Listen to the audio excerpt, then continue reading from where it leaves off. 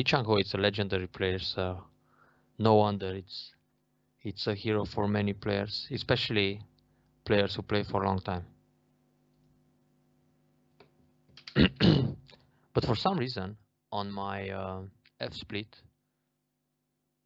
I don't see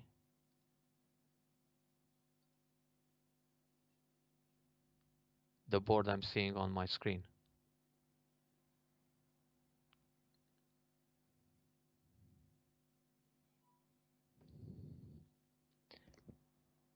What do you see on Twitch?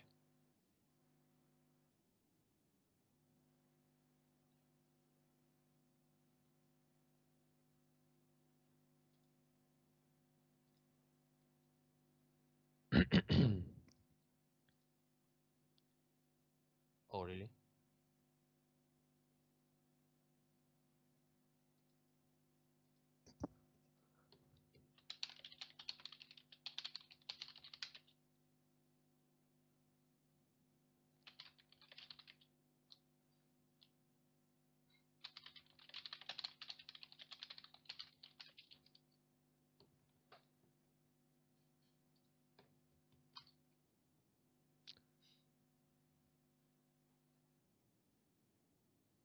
Oh,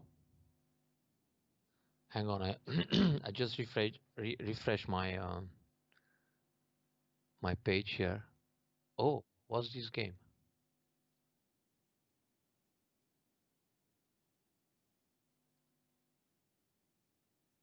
That's all. Let me open the thing again.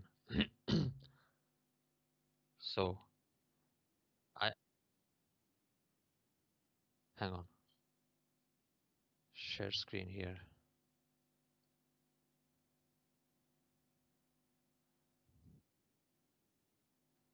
Oh, you need this one?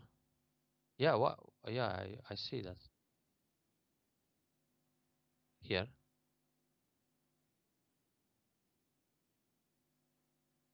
Capture window, all right. Oh, this thing, huh? Uh-huh. Oh, wow. That's all. So now you see exactly what I see, like this. Oh, there's nobody here, right? In the review on OGS.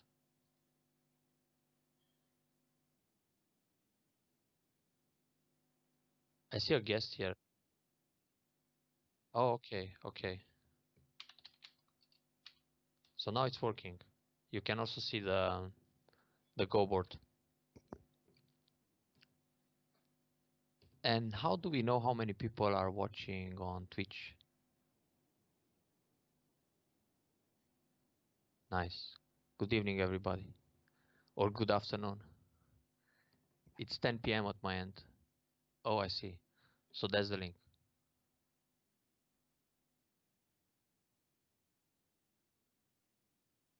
Yeah, let's wait for a little while. Maybe you should also ask the people in chat on OGS to join the review. So the the ones who are not, yeah, but in fact they can't hear the comments if they're not on Twitch, right?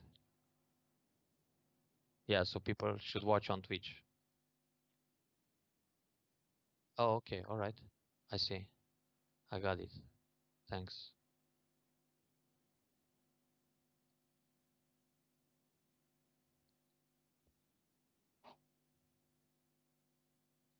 So I can start, right?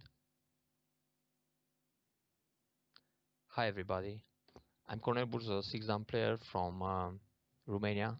Probably most of the players in Europe know me for playing lots of tournaments. And I'm also one of the active teachers online on most of the servers like KGS, PandaNet, recently on OGS. And this evening, I'm going to have a lecture on the invasion topics. And for this reason, I brought up a few interesting games played by Chang-ho back in the 90s when he was one of the players who dominated the Go scene. Actually, he was probably one of the top players back in the early 90s till early 2000 when players like Lee Sedol took over, and nowadays everybody is probably paying attention to KGA and AlphaGo and all these top Chinese players. So most of the players, even the old ones, they completely forgot about Chang-ho, and I think it's interesting to watch a little bit his game and to see the way he's handling or he's playing invasions, especially in the middle game. So we're going to go over a few interesting positions from one of the from most of the games played in tournaments when he used to win lots of titles. So feel free to ask questions about the position, and I'm going to show some variations about what I'm thinking and what the pros are thinking during these important matches. So let's have a look. The first game here, it was played against his teacher Cho Hun-yoon, and in the top we can see the names Cho Hun-yoon and Lee Chang-ho. That should change, but actually the display on OGS will always show Cho Hun-yoon and Lee Chang-ho, but Lee Chang-ho, uh, he will play against different opponents all the time. So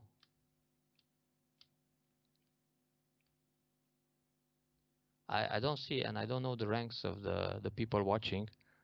So if you like, you can tell me, yeah, what level you are, so I can try to make it easier to understand.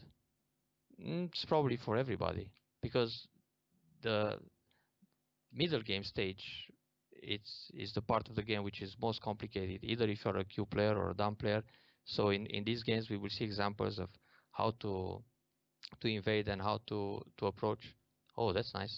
Aidan is watching. Nice to meet you. And how how to invade or reduce your opponent's territory. Yeah, that's good too. Nice. 18Q is probably the best to be in the and watch pro games, because everything is probably mysterious when you're 18Q. Wow.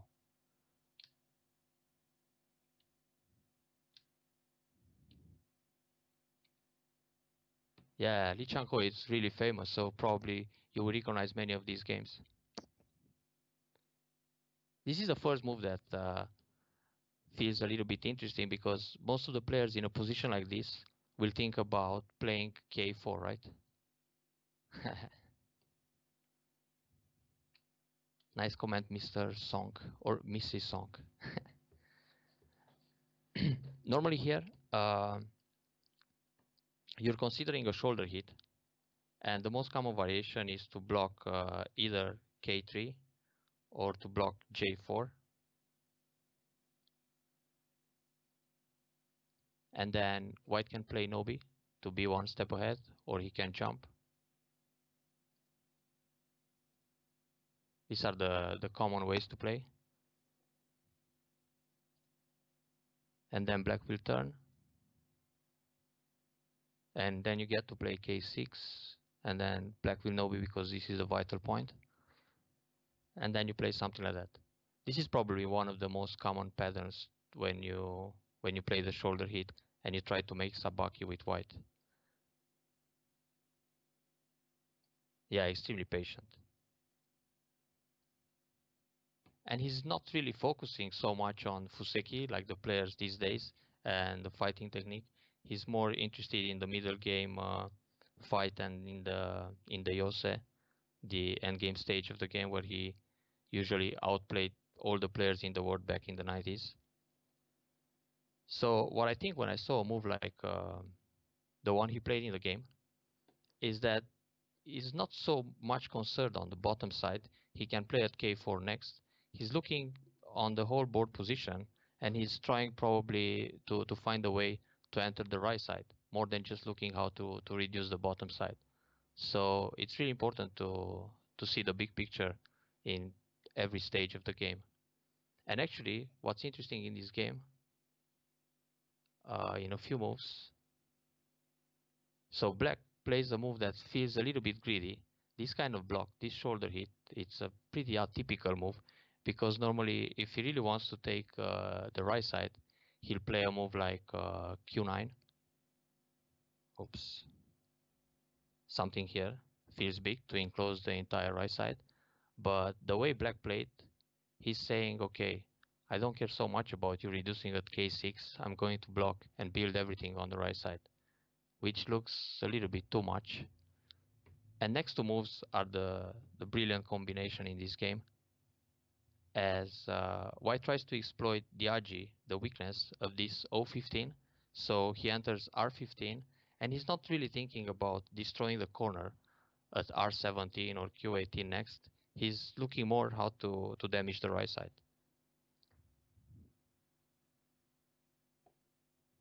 You're very right. That's how Chang-ho plays, or he used to play. But probably nowadays he doesn't have the motivation as he did back when he was 15 or 16, 17, and he started to win all the big international titles. So what happens next? It's really interesting. I don't know if you know. I mean, if you've seen this game, probably you know what's the next move. But for the players who haven't, uh, I can. I'm curious if you try to guess the next move, what would it be?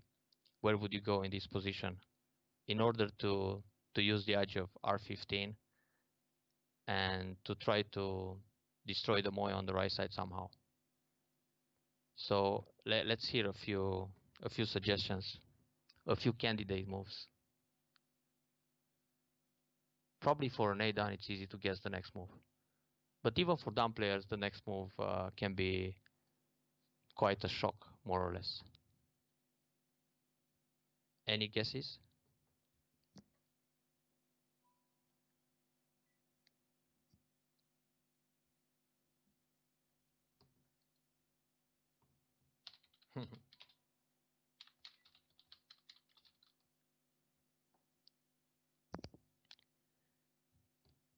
Wow, S11.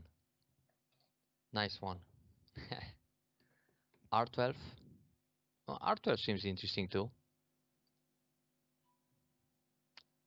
Any other moves?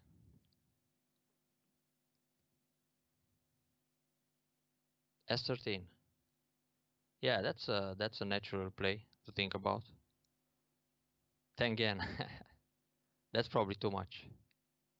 Yeah, you're not allowed. Well, this is the move that makes the game really interesting. S11. Because with a move like this, he's thinking to connect under at S13 or to jump at R8. So uh, he's trying to create Miai. That's a move that probably it's hard to find, but once you see it, uh, it feels so natural, and it also shows Chang-ho's talent to find this kind of moves. R18 is not so important because anyway the top side, the top corner, it's open at Q18. So if you manage to damage the right side, that's more urgent at this stage. And the way this is played out, it's quite nice. Black will block. So in any moment, white can jump here at Q18. Oh, I see. Uh, Q18 it's open, so white is not really stressed about the top right corner. He's more interested in to break the right side. But the way this is played out, it's it leads to one of the classic Tesujis to connect. Black is also interested in the right side, so he will push and block. I mean, take the stone and keep the right side. And the next few moves, I think it was played back in 90 or 91. I'm not sure exactly which tournament is this. Maybe Mrs. Song can help us. But most of the games I'm going to show here are played between 90 and 95, something like that. Early 90s, when Lee Chang-ho was something like 4-5 dan to 7 dan. Right. In this game, even if the combination was really artistic on the right side, and he managed to connect his stones, how about you try to guess the next move?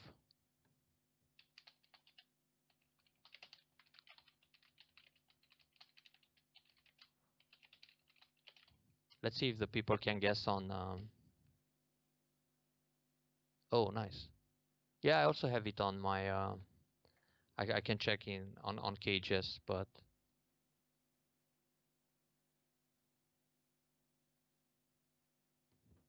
you're welcome. So, the this next move, it's a classic Tesuji to try to link your two stones here with the other two stones here.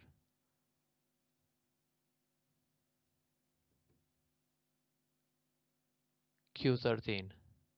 Q13 is not enough. When you play Q13, black will just connect R14, then you go Atari, he will go down. We can have a quick look. Ah, oops. Yeah, P14 sounds more like it. Yeah, you gotta cut because this creates Dametsumari on both sides. Dametsumari meaning shortage of liberties. So if you play Atari here, which happened in the game, then black can't connect his stones. If he does that, he will lose 3 stones. So this is a disaster. White connects to nice. That's the Dametsumari.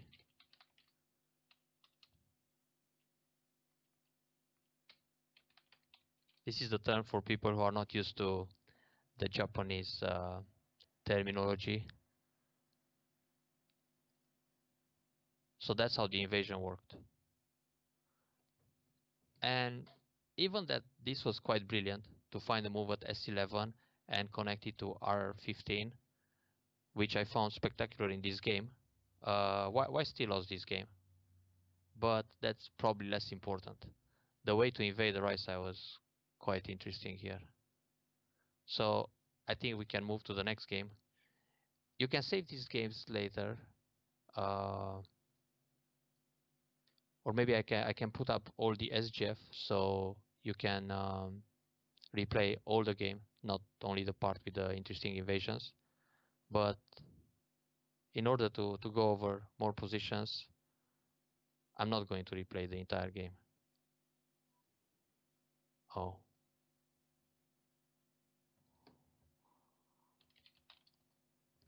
Hmm. Wow. Oh, maybe I have to stop the share screen, right? Oh, okay. That slows down everything. Hang on. Yeah, I do that. Does it work now?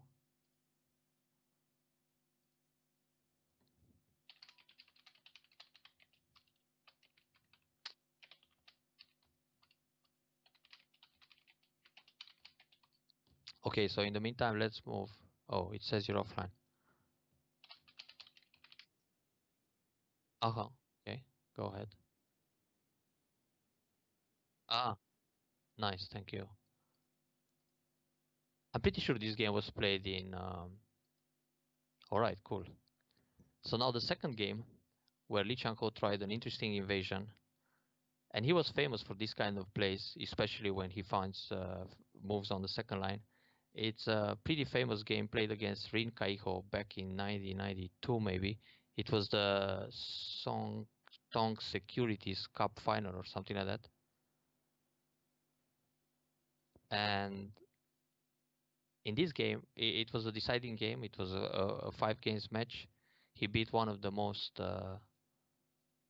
spectacular players in Japan, which is Rin Kaiho, who also has a similar style of play, very calm and solid, and he doesn't leave any agi.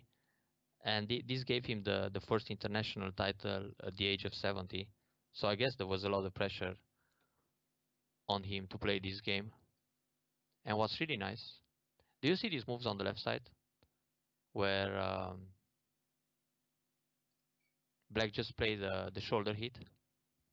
Maybe nowadays this kind of move, the shoulder hit, it's extremely popular because it was played by AlphaGo. But if we check Lee Chang-ho's games from 27 years ago, we find it very often.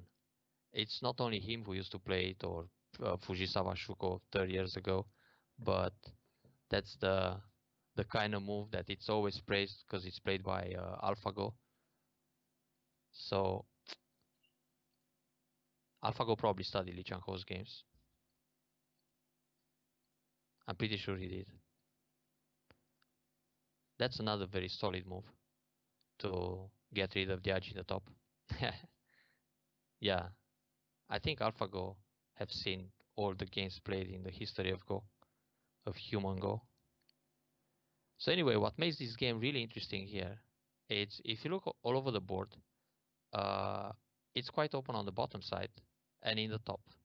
So right now White has to do to play an invasion, and the most natural move is to come inside at L3, and that's because he can extend at O3 to make a base, or he can try some evasion around G3. That's probably the most natural way to think about it when you invade like that. So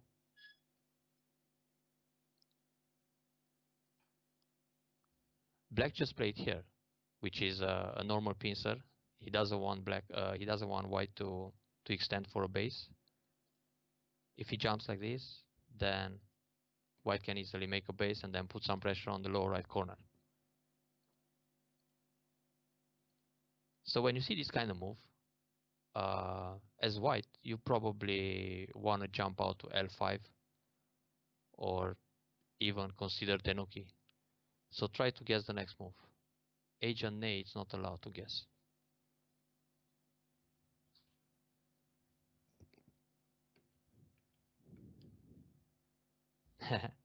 Not at all.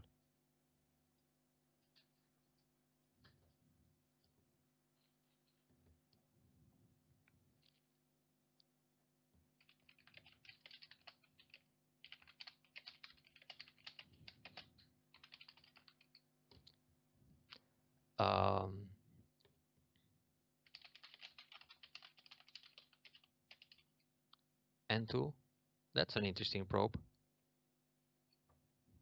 It's possible. But black is pretty thin on the left side. So White has to think about a way to split these two stones and break the connection, take away the base, things like that. That's the way of thinking. Instead of simply jumping out. If White, oops. If White simply goes out here and black jumps like this, and White jumps again, and black jumps again, and White jumps again, and then some forcey moves happen on the right side, White is simply running out on neutral points, so this is not the way.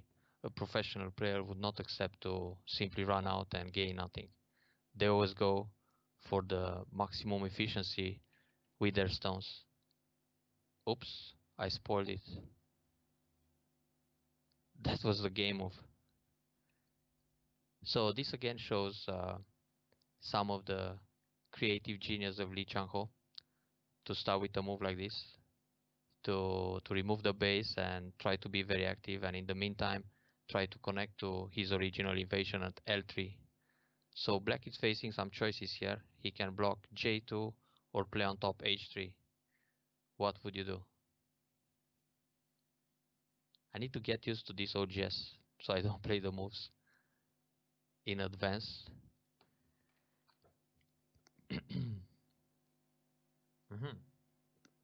J2 or H3. Yeah, H3 sounds like a solid move because you want to connect the left side. J2 it's a little bit risky.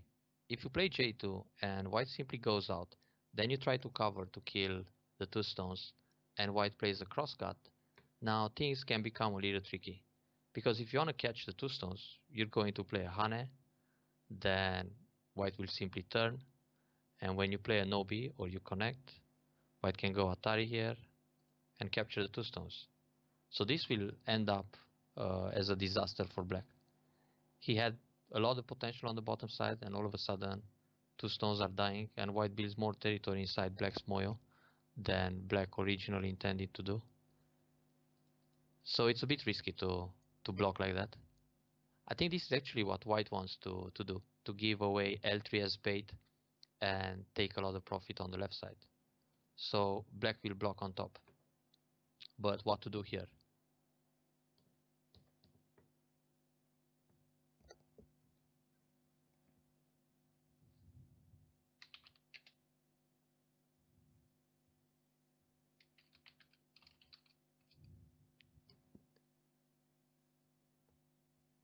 Would you connect under, or yeah, white to play next?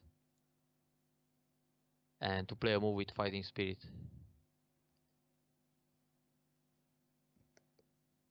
Very good. G3. Simply take away the base. And now if black connects on top, white will connect under, and that's nice. Yeah, G3 was the move. And then he simply splits and takes a few stones in the corner. Ah, N2. Okay, we can get back to that. This was the actual game, and it was quite a success for white to invade and take away 3 stones like that. It looks like he also lost 2 stones here, but his L3 can still go out, so it's quite okay. The invasion worked fine for him. Playing N2, it's an interesting probe, and I think it's played a lot. So let's see what would happen. Normally when you play a probe move like this, you're hoping for your opponent to bite the bait and take away the stone, right? So white will cut, then white simply gets more forcing moves like that. And after you become stronger here, it's H2 after N2. Now I think he will enter like this. It's much easier to fix a base this way. This would be pretty nice for white, especially that black becomes over concentrated here, taking Ponuki with so many stones, and this way black is strict. It's not going to happen. So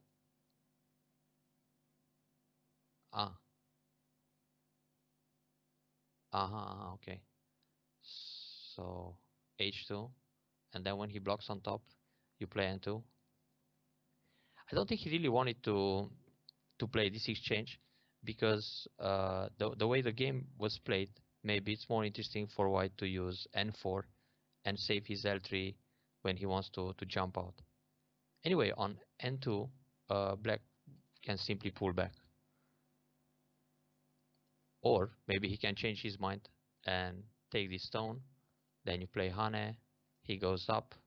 And now there's a little problem, because when white connects here and black turns, white has to come back and protect this cutting point. Yeah, the original sequence is L3, then H2, and then continue with Hane G3. I'll get back to that. So I think if white plays N2 now, black will change his mind. And then it's not so great, because he's really suffering. This is a game between Chang-ho and Rin Kaiho.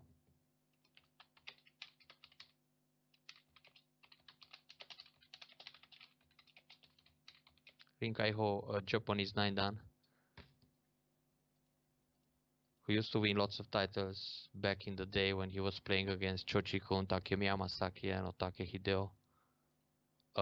This was played in 1992.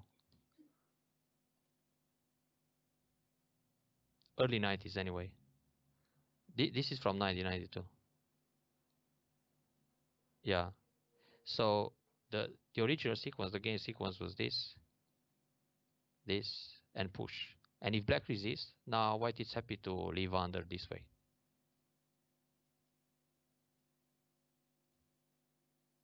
If you simply manage to take away all the bottom territory, it's difficult for black to use this influence, because the influence is facing stones on the right side and white stones on the left side. So black is pretty much neutral everywhere in the middle.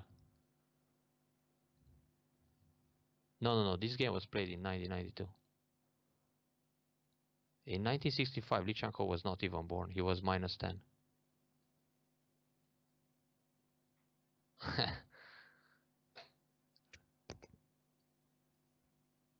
Exactly, yeah. He was pretty much invincible. He had a winning streak of 41 games back in the 90s. Something similar with Djokovic in tennis like 5 years ago. Okay, so I think we should move to the next game. There are many games to go over. with interesting invasions like this. Let me see this one. I don't even remember the colors. Okay.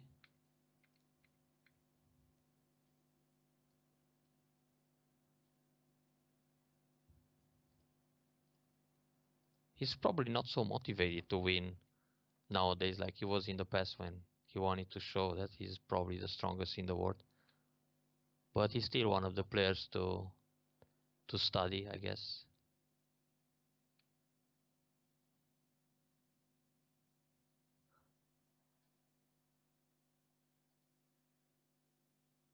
So in this game, there's also an interesting invasion, but it happens a little later in the game. Well, there are all kind of interesting tactics happening in this game, but the invasion is coming up soon. I think in this game, Chang-ho was playing black. Yeah.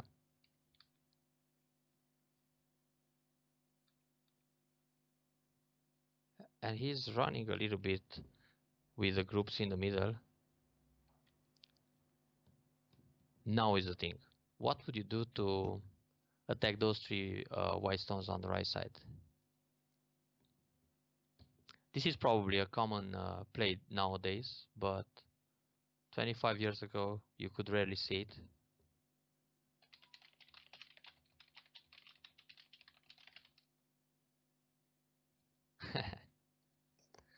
You know too much. Q8. That's possible. Usually you want to play a move like Q8 or Q7 as black. You play these kind of moves when you wish to set up a moyo. But in this particular case, it's probably difficult to go for a moyo because white has a stone here. R7, that's interesting and aggressive. So let's go back to this. R7 was the suggestion, or S8. S8 sounds interesting. R7 is possible too, sometimes. Majipur would play very kind at S3. This is also one of Chang-ho's very solid moves. He plays this kind of endgame move very early in the endgame because it's really big, like 17 to 20 points value. S3 seems very solid. Yeah, it is. But this time he wants more. He wants to attack those three stones more severe. So probably playing R7, white can try to connect up or down. He plays usually here, and then there's a cross cut, then this move, then Atari. 20.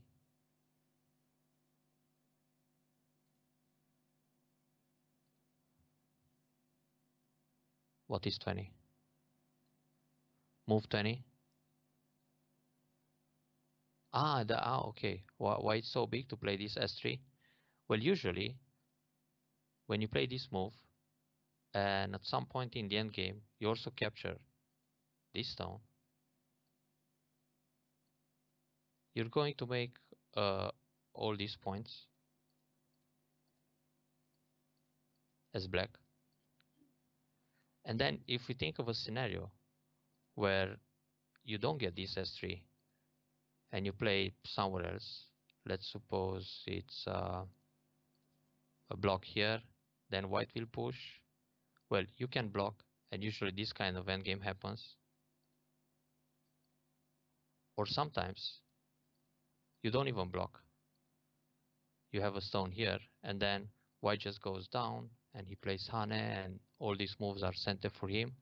So now if you count the points he makes, all these points here, and all these points are missing for black now, the difference is around 20 points. So it's either white who's making like 10 points and black making 10 points less, or black building 10 points and destroying the potential for white. So that's usually one of the biggest points when endgame starts. It's endgame usually is divided in two stages, with the big endgame moves and the small endgame moves. Small endgame being those moves on the first line where you just take 2 points. I have no idea. I'm new to this. It's the first time I'm streaming, so yeah, it will probably be on YouTube. Great. So let's go back to this invasion point. So somebody was suggesting the invasion point at S8, right? Yeah, that's true.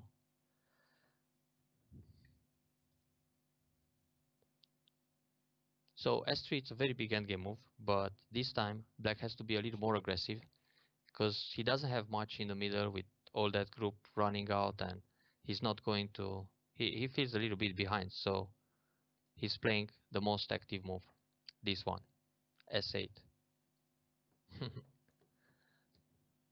How about white next? What would you do? Block on top or separate?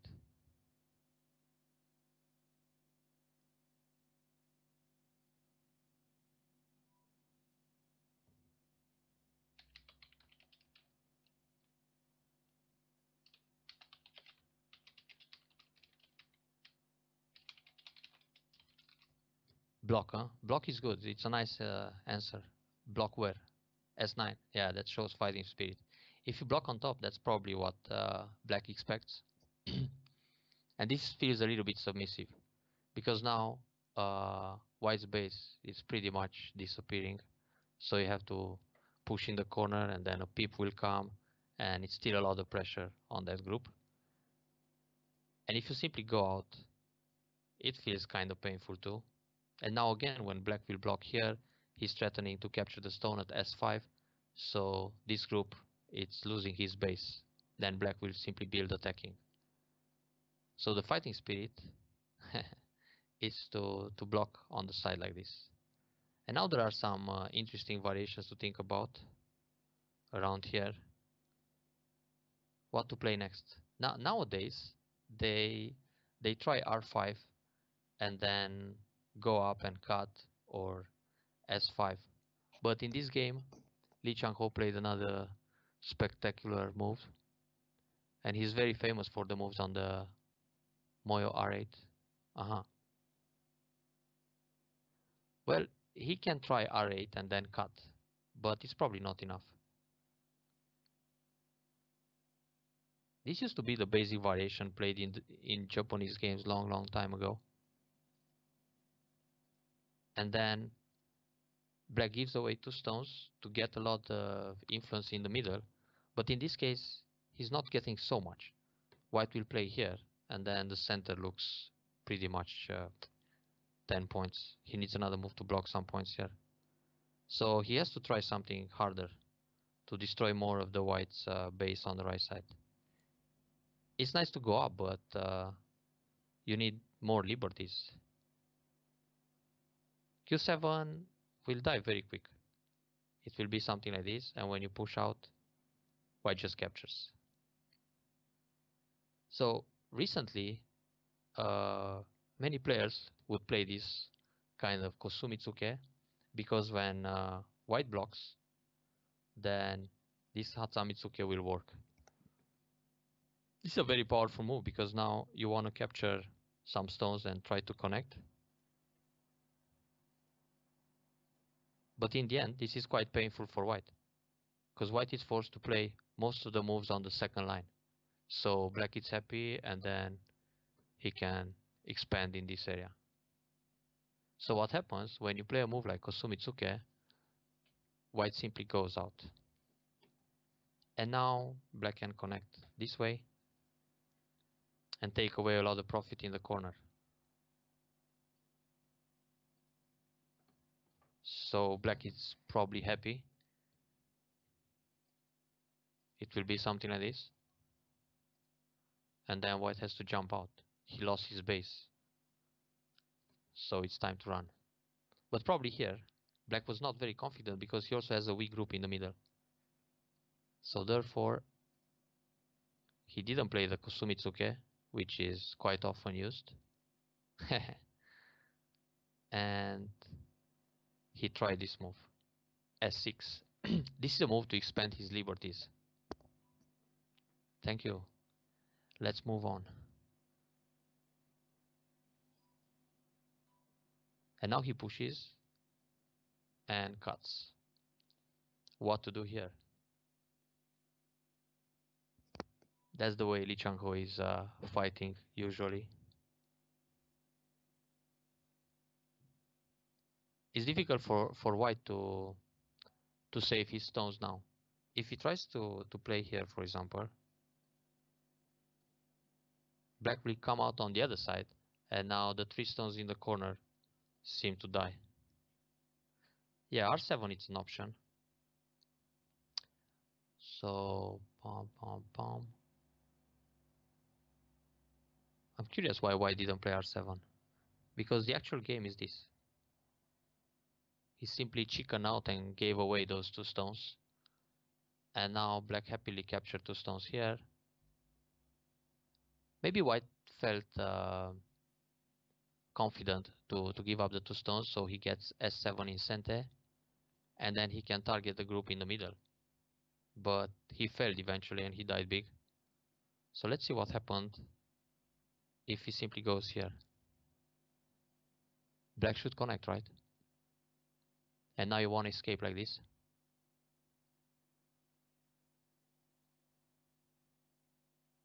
Oh, the bottom dies. Wow. This is something. Uh-huh. And now...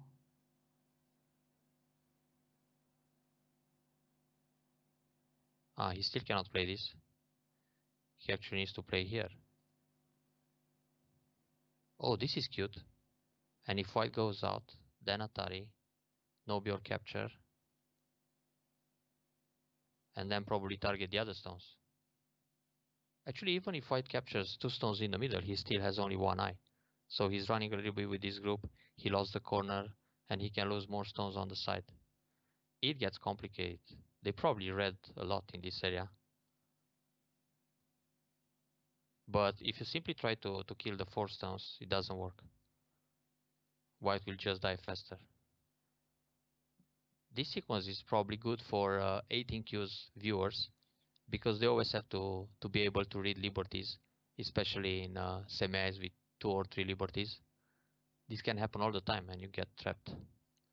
Anyway, the idea in this game is to think about s8, which is the most aggressive move locally, and then continue with s6 and try to expand liberties so you can take away the base. What happened next in this game, where it was, wow, my 3 file here, it's a complete mess.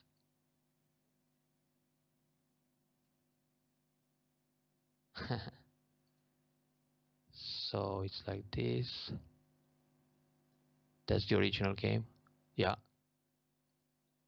And they keep going.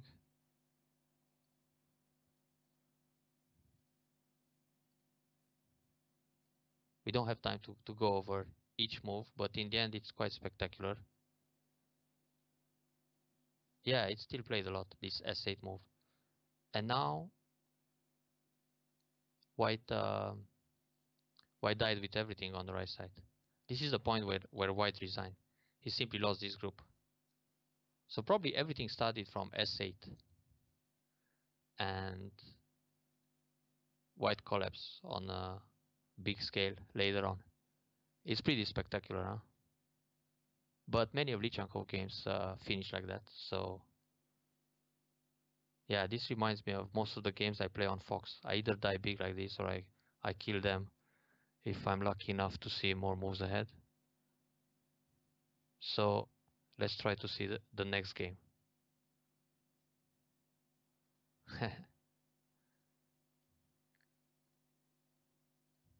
Oh, I think I'm on the wrong file. Yeah, here goes. So far in most of the games, we've seen that Chang-ho is very fond of playing moves on the second line when he invades, and he gets the most of it fighting. That's a very curious move black played here. It's natural to cut at r14, but he tries to go out. Anyway, in this game, there are two interesting topics before checking the way he invades in the middle. Well, it's I just started to play on Fox, and I played maybe something like around 50 games. But that's the account, Ego Ski. Ego comes from the Japanese term, and ski, it's my winter passion. So let's see what happened in this game. When I play rated games and I don't teach, I usually use Ego Ski account. I also have it on TiGem. So this is very interesting to see the E3 exchange. This is something probably advanced Q players and low down players. No, Ego is go and ski is ski. And you gotta play this exchange before you block the left side. What happens if you play it early? White can block like this or like this. This is what black is asking for, to see if white will block one way or the other. Because if you block one side or the other, black will simply hane, then you block again, then Atari here, and when you connect, black is simply connecting the E3 probe and he breaks into the corner. So that's very nice for black. And the thing is, when you play the Joseki, so Kosumitsuke here, and then you connect on the left side, after all these moves are played, and later even this kind of move and connect, now it's too late for black to play this peep. This time white can choose between playing here or playing here. He doesn't have to connect on top. So it's really good timing to play the exchange of e3 for e4 before anything on the left side. Because like this, black creates AG to invade the bottom side. So what happened in the game was a peep. Then block the left side. This is a Joseki. White play the Hane. And in this position, Chang-ho has to come up with a move to damage the big framework in the middle. So this is not the case where he invades on the where he invades on the second line. What would you do?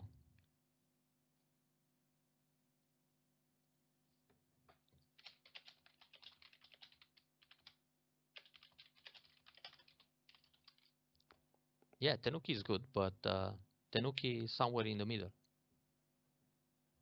Well, actually in Go you can Tenuki every move. You don't have to be Gote. No, not second line this time. It's enough with the second line. No, that stone it's not important right now. When white chooses the Joseki at c5, he wants to discard c8. Let's go back a little bit. Yeah, something around Tengen, it's pretty good. It's always difficult to drop a stone in the middle. So if white really wants to save c8, he will play like this. This is the classic Joseki. Simply push and jump. And when Keima happens, you double up or you jump. But probably in this case, black will not even play Keima. He will push, keep pushing, and then block like this. So he makes a huge wall in the middle, and now it's tough. Yeah, it's hard to enter. So that's why I didn't choose this variation, the classic way of taking territory and giving the wall. Anyway, black already has a lot of influence, so he doesn't want give him more. And playing the Kosumitsuke, he's trying to discard the c8 stone in order to take a lot of profit in the corner. So the peep is played. Let me see if I'm on the right path here. Ouch. I ruin it again. So the jump in the middle, it's around Tengen. It can be Tengen, but he just played h10. because he's probably interested to to jump into the left side more than on the right side. For example, if black resists with a move here, trying to swallow the stone, he'll probably play something like this to reduce the left side. Good one, turtle. It's a jump in the middle this time. Yeah, this one. So exactly, yeah, you don't always invade. You gotta reduce too. And black didn't know what to play locally, or he didn't want to decide whether he blocks left side, middle, or whatever. So he continued his idea of e3, and now he's playing an invasion on the bottom side. This one. Yeah, these kind of moves in the middle are not easy to find, like h10. Probably many times you gotta drop a stone. It's like playing darts, you throw your arrow and see what happens. Maybe you hit a triple 20. And here it was, for Chang-ho, it's always obvious where to play in the middle. He doesn't throw the stones on the board randomly. But maybe for Q players or even for low down players, it's always just a gamble where to jump into the center. What would you do next to help a little bit to support your h10 and to make it to also try to attack this j3 invasion? Tenuki is probably not the best move here. It's something local. G6. G6, it's a move that doesn't put so much pressure on J3, but the idea is good. You want to connect this line between F4 and H10. J7, it's pretty far from the action. You want to put more pressure on this J3.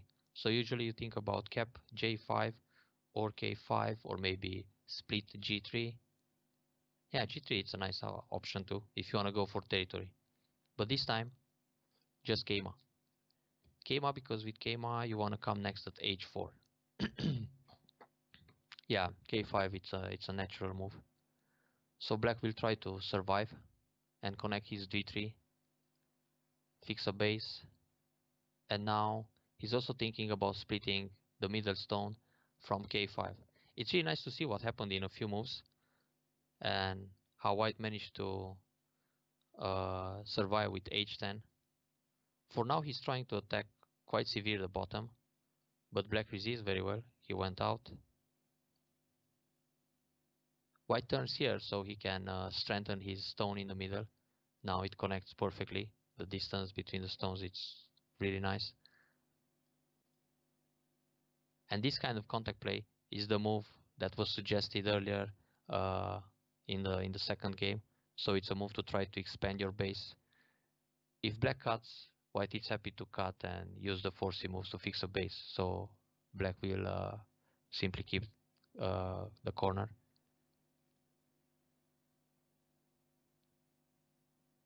F6. Yeah, it does. It's a net. So for now, I think white doesn't really worry about his central dragon.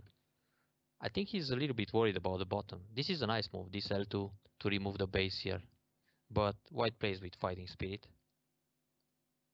Black also takes away the base. But in a few moves, he needs to do something to save his center. Right now he's busy to fix the bottom. This fight became a little bit chaotic.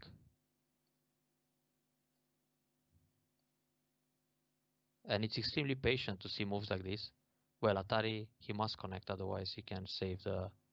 Oh, actually he doesn't connect. He's trying to separate the stone in the center. Oh, this is nice escape for white. But now black can separate at h9. Oh, that's nice. I need a beer too. But we gotta study Chang-ho first.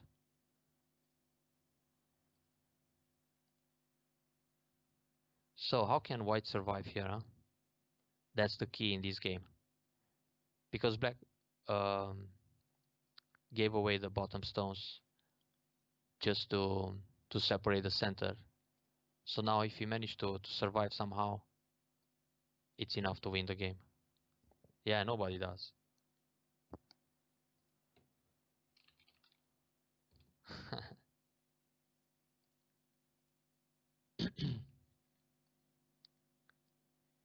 It's still difficult for white, but not so clear what black will do in the middle with this K7, K8 group.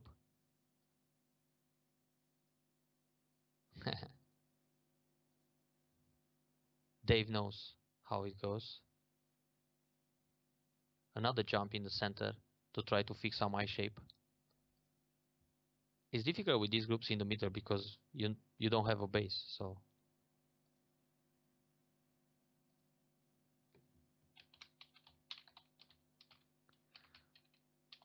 well, about students and lessons we can talk a little later maybe. Or you can simply check my info on KGS where I play as Cornel and you find the information. Yeah, it's not so easy to capture that white group, but the way he escapes in a few moves, it's really brilliant. It's coming up now. It's a very nice Tsuji white uses.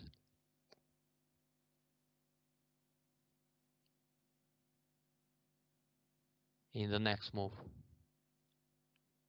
Now, it's white's turn, and he needs to... Oops, just a moment. He needs to kill this group somehow in order to connect this one with this one and with this one. What to do as white? M7. That's a move that comes to mind right away, but it can lead to a co-fight. Wow, clamp Tsuji. Clamp meaning N6, right? Yeah, very good. Congrats, Dave. David's an 11Q player on IGS and he knows clamp Tsuji. I'm impressed. Well done. Yeah, if you play here, it's difficult for black to escape. He has to no B and then you cut back, and now he has 1, 2, 3 liberties, while white has 4, 5 liberties. No, 4 in the center. So the semi is finished. And if you play here, then still black doesn't have too many liberties. On this cut, how it goes? Atari, Atari, Atari.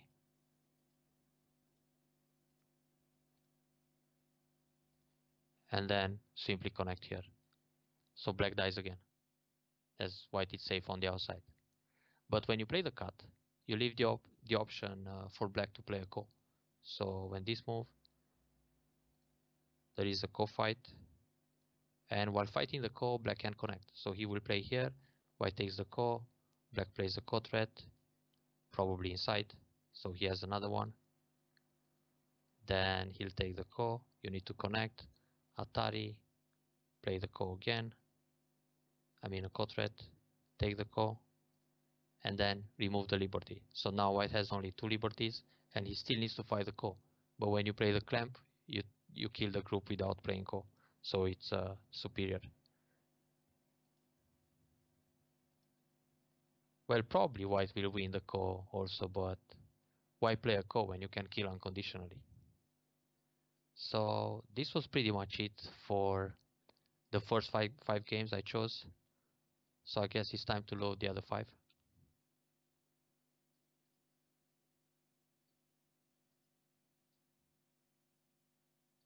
Yeah.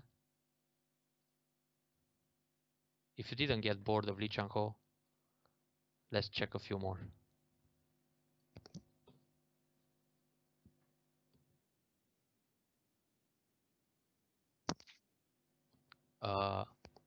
In which review?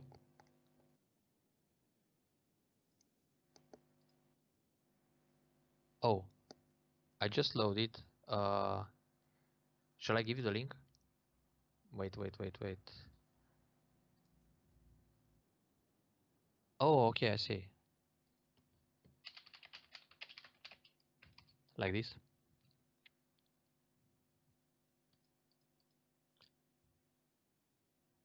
All right. Can I pause for 30 seconds?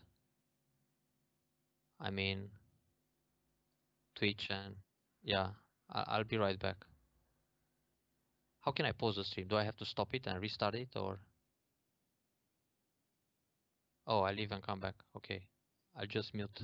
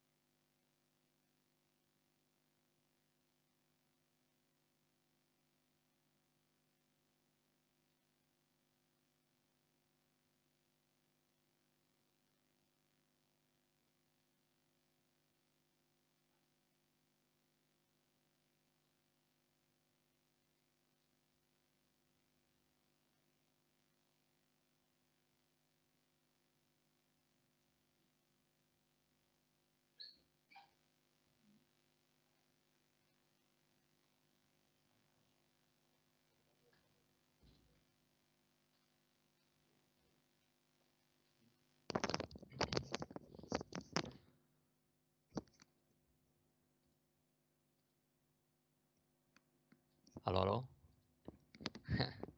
No, actually, no beers yet. Uh, can you hear me again?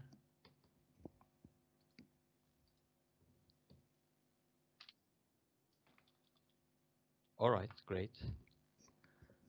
I think I watched some of Nick's videos on YouTube. He always covers interesting topics, and he's pretty good. I haven't seen him play though. Yeah, very clear indeed, and probably focused on low Q players. I don't remember exactly which game is this and which color he played, but if I go through it a little bit, I'll remember. Have we seen this before? No. This is brilliant. This is a game where white Lee Chang-ho plays white, and he builds a Moyo, which is a little bit atypical for his style.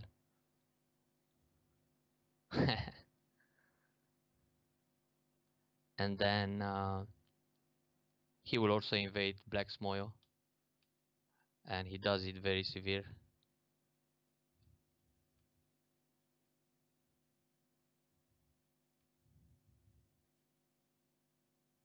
Aha, interesting.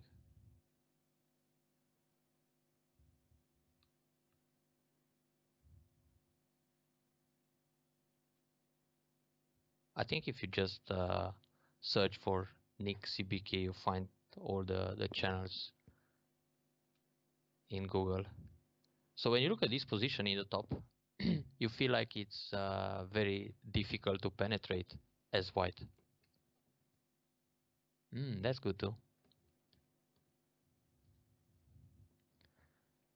Well, this is a game where Chang-ho is playing white, and as usual, he's playing very patient. He lets his opponent do whatever he wants in the opening, feeling good.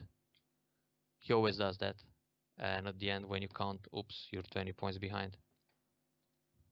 Many times it feels when you watch Lee Chang-ho games that he's crawling on the second line like a cockroach. It almost feels like he's falling off the board and taking all the points on the second line.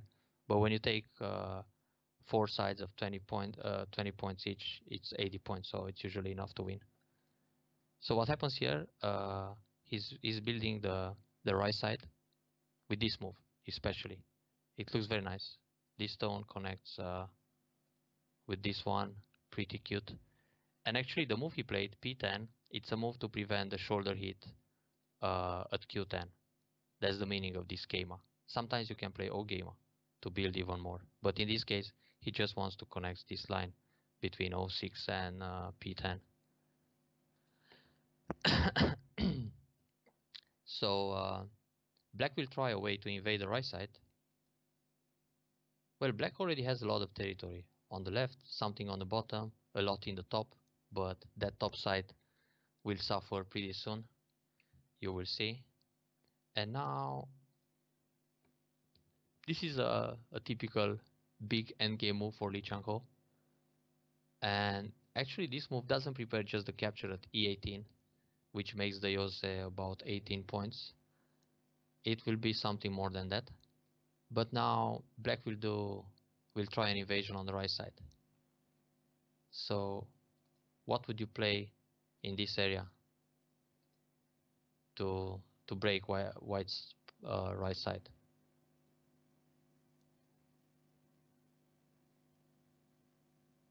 Yeah, white has a lot of potential coming from the right towards the middle.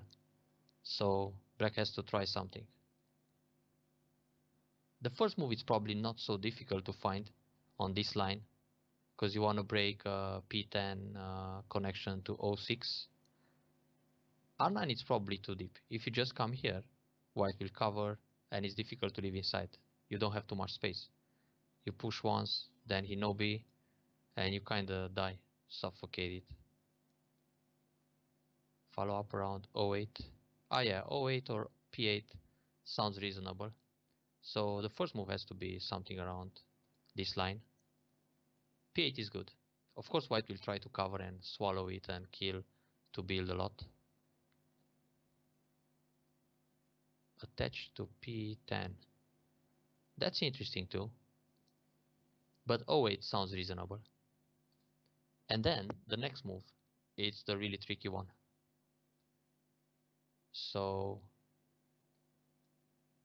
how to destroy that right side next and make it connect to p8. If you just continue locally, it's not going to be a success. For example, if you play Hane or Wedge, yeah, rather. But normally you start with a move like this, and then Atari, and then you either go out or connect, and you don't really have enough liberties to have a good fight here. So you need to maneuver your opponent somehow. It doesn't work directly. It's somewhere in this area between R11 and R14. Q6. This is interesting, but it still probably won't help much. White can block like this, because even if you push and you cut here, that's interesting. R12. Like this, white can still take the stone on the right or simply turn S2, and it's hard to get out. I guess he won't be greedy, he will take here. So let's see the option of R12. Yeah, that's the move. Try to mess up the situation. R12 is a nice move because you either play Hane under or Hane on top. And if you play Hane under and your opponent plays a crosscut, when you take the stone, that R11 was just bait. So black will play Atari here, you got a capture, black will connect, and now your two stones on the right side suffers. So he gave you one stone bait at P8, but then he also managed to break the Moyo, which is a success for black. So in this case, white resist. And now black, of course, yeah, it's a good proverb. You either tenuki or you play a contact play to mess up the position. That happens all the time, especially in modern games. And these games can be considered modern too because they were played 25 years ago and Go has a history of 3,000 or 4,000 years. So 25, it's nothing. But probably when we talk about modern games, we talk about games played 3 or 5 years ago to present time. And most of the time recently, you're just thinking about Lee Sedol and you're thinking about KGA and AlphaGo. And well, modern style is to fight a lot. You put two stones on the board and then, yeah. And now white has to resist, keep the territory under. So black is using the AGA of this R12 invasion as a probe that he can sacrifice. And then he cuts here in order to force white into a bad shape. In a few moves, white has to play an empty triangle. So he plays one move here, one move there, trying to confuse white. But I guess Chang-ho was still very calm and with his stone Buddha face looking at each move. But now he's in an empty triangle. So black managed to confuse him a bit and go out and broke the Moyo, more or less. Finally, the Q6, it's on the board. This happened about 20 moves later.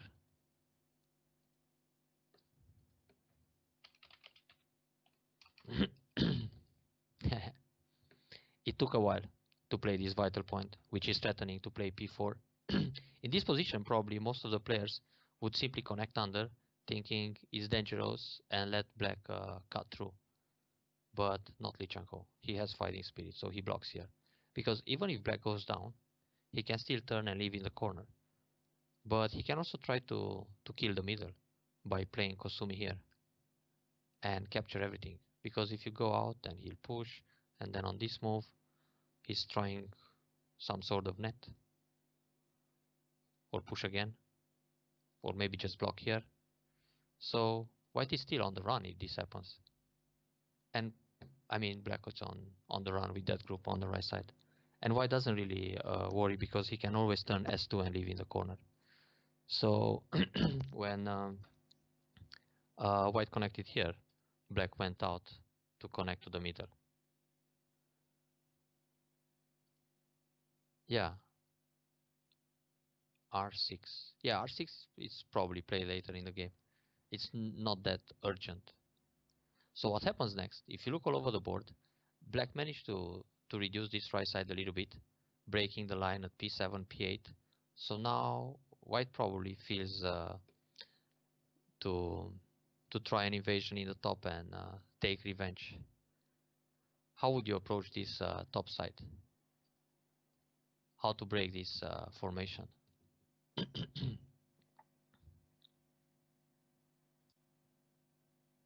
M16. That's a candidate move. You can think about M16. But when you play M16,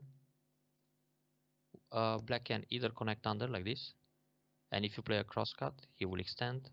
Then when you play Atari, he'll go down, and when you connect, he also connects. So you don't reduce so much.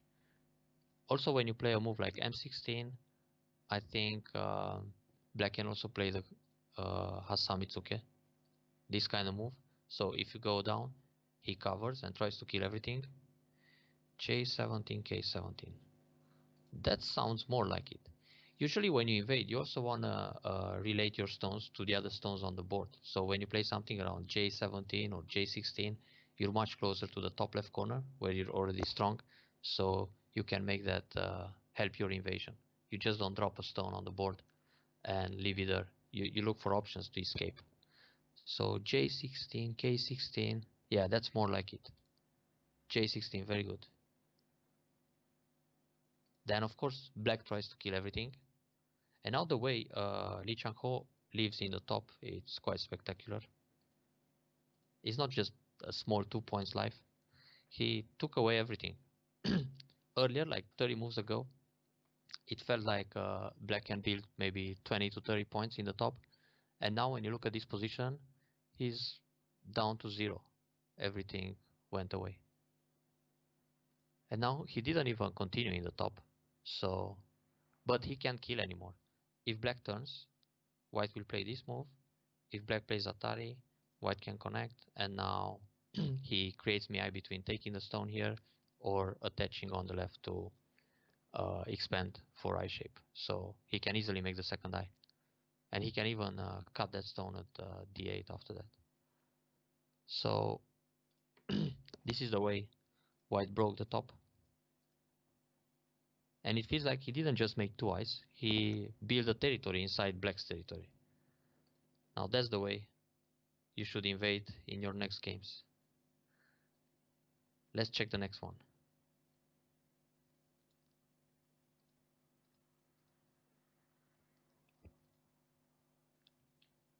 As you can see in the beginning, I mean the opening, the Fuseki, it's always pretty simple. Long time ago, they used to play Hoshi Hoshi, attack. Yeah, in that position, when he took the entire top side, the cuts can be a problem later on. Yeah. I'm not sure what happened there in the end, but I think after he invaded the top, he won the game. So if you look at this position, this kind of Fuseki, you almost never see nowadays. Everybody starts to fight early with 3-4, 5-4, and all kind of complicated Josekis. But back in the day, this was a very common pattern. Inside approach here, it's pretty rare. Normally R6, that's the direction of play. But probably they got bored of playing the same standard style, so they try to play a little more creative.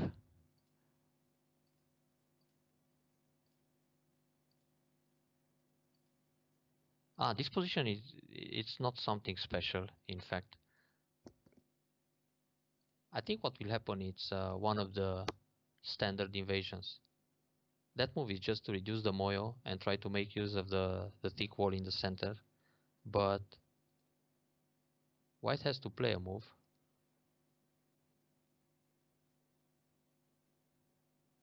Well, AlphaGo actually plays very simple Josekis.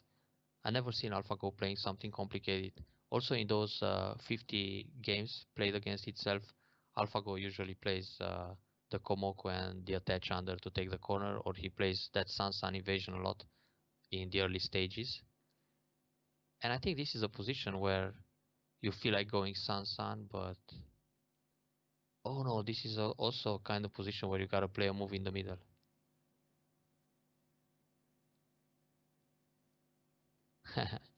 Yeah, so yeah, why to jump and destroy the Moyo? Actually, earlier in this game, if you look a little bit like 10 moves ago, no, sorry, around here, instead of playing Hane on T10, when you see a double wing formation, it's natural to invade Sansan. And this is played a lot nowadays.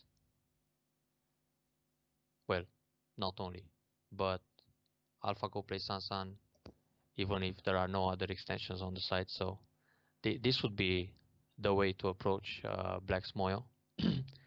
But actually what happened, he played Hane.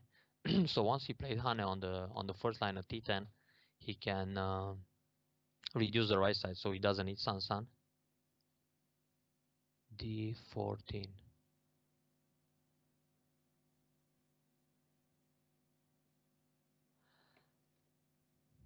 Um, yeah, the usual move is E13, but both moves are Joseki. This is an old school Joseki, more or less.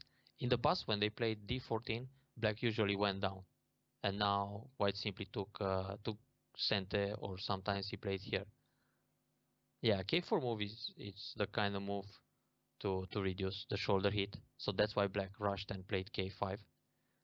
But it's natural to play Keima or D14. It's probably White's taste, like just a matter of style to choose D14. It's not so often played, but it used to be played at least in the 90s quite a lot. Actually, nowadays you see this Joseki a lot, where Black pushes and then White goes down. Black will cut inside. Sorry, White. Then sacrifice a stone. Hane on top. Atari, and then either connect here. This is the modern way. In the past they used to connect like this, or play Atari and then connect. This was like a basic Joseki long time ago. And sometimes in Takemiya's games where he plays for the middle, he plays some kind of artistic jump like this, the cosmic way of playing, or he doesn't play anything. But this Joseki is much nicer for Black because he's extremely strong after taking Ponukis in the lower left corner compared to um, the normal Joseki where White can push at C15 and so on. So playing this kind of Joseki, White has many co-threats by C15 and C18 and so on. But anyway, taking D14, it's more like taking away a liberty and trying to build a little more, and later in the game you can go down D18 or block C13. C13 Atari. Ah yeah, you don't play that too early.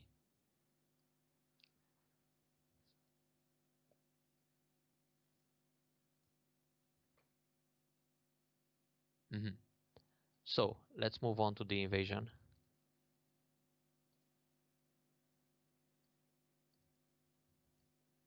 That's a nice vital point to remember, this S12, the shape point, because if you just block S13, Black is happy to connect here. And next he can play R11 to threaten the snapback, and then you need another move here to leave in the corner. So White resist.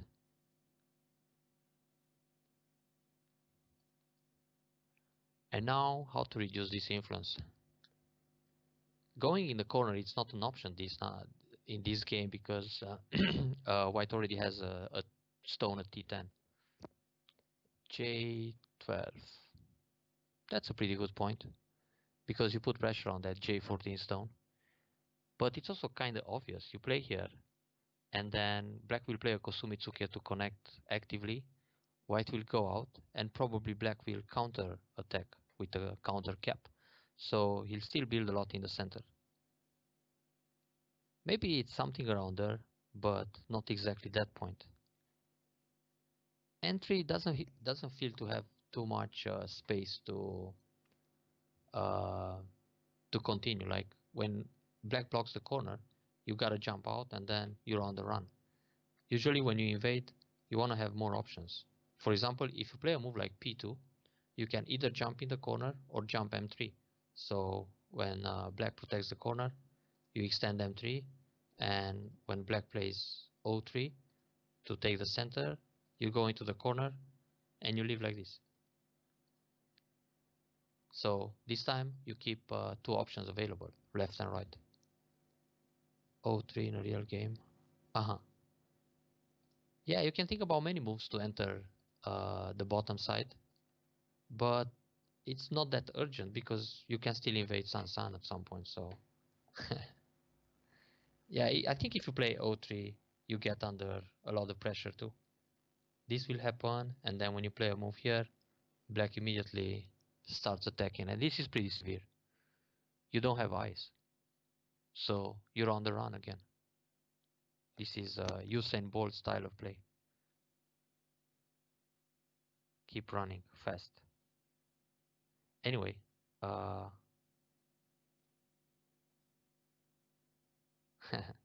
M6, it's somewhere in the middle. You were close. M6 is pretty close.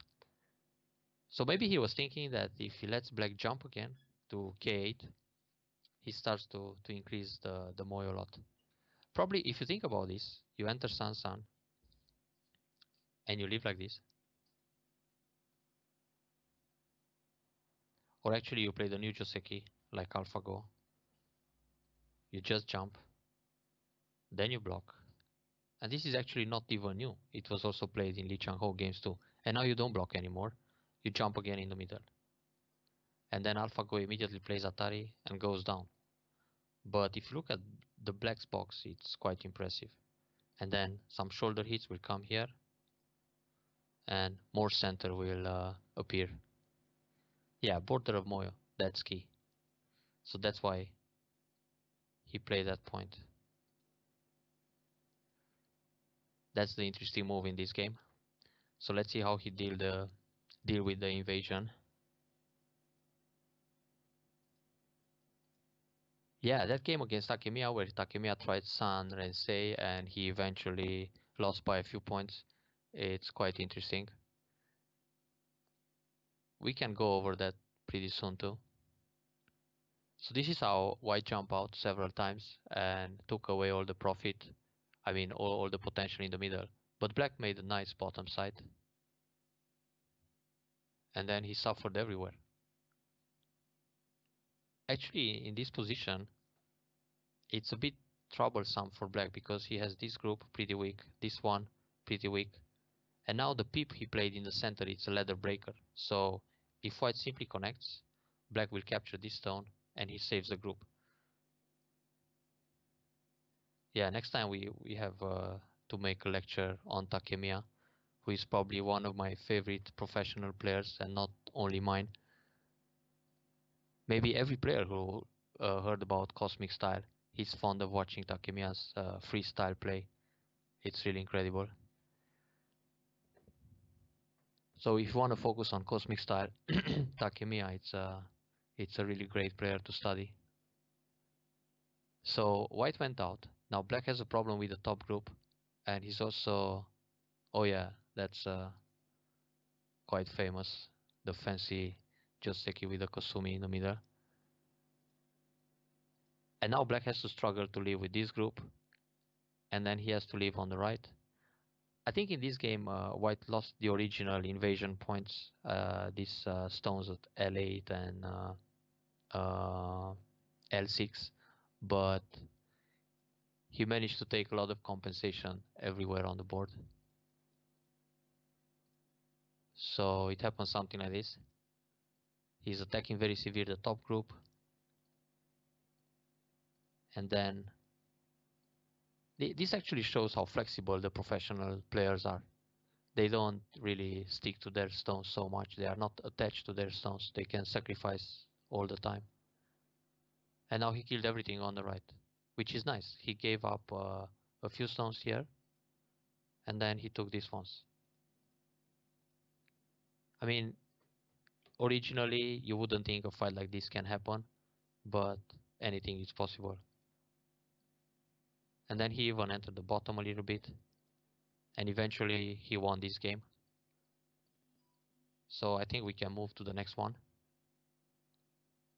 Oh, in the end it was close, but he won by a small margin. I forgot which game it was. Uh-huh.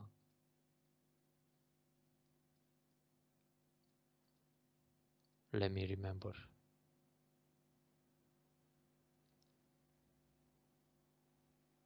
Yeah, it's always a big guess, huh? If you give some stones, and this happens a lot in pro games, and not only this kind of R12 invasion. Probably for low Q players, this is a difficult move to consider. They usually protect, and then white simply slides and plays back here. And this is an ideal shape. You don't want white to have ideal formations. That's why you have to consider the R12 sacrifice or invasion just uh, to create AGI and keep white busy. So it's something good to remember. R12, even if you don't save the stone, it's good to invade right away in the Joseki because it creates a lot of AGI, so it keeps white pretty busy. This move, it's not completely dead. R12 can still move. Not immediately, but at some point in the game, you can start using it and create some problems. I'm not really sure which game is this against who. Oh yeah, now it rings a bell. It's white to play. It's quite an interesting move. If you look all over the board, it's big to play something like K3 to take away the extension from the Shimari and extend in the most open side. It's big to play C6 to prevent black from attacking here. It's also big to play something like M17 to put pressure on the 3 stones in the top. But before all these moves, white is playing a probe. C8. Yeah, C8 it's also natural. It's played a lot. The same reason like B6. But in fact, he played this move. This is to see if black really wants to fight or he wants to connect his stones. And I think the meaning of this probe, it's more to minimize the impact of C6 or C7 for black. So then he doesn't need to play C8 or something around there on the left side. So he wants to see black's reaction first with this kind of move on the second line. We're back to the second line moves like in the other games. What would you do as black? Black can block at B13, black can play C12 or C11. The most common moves are C12 and B13. What would you choose? Why C12?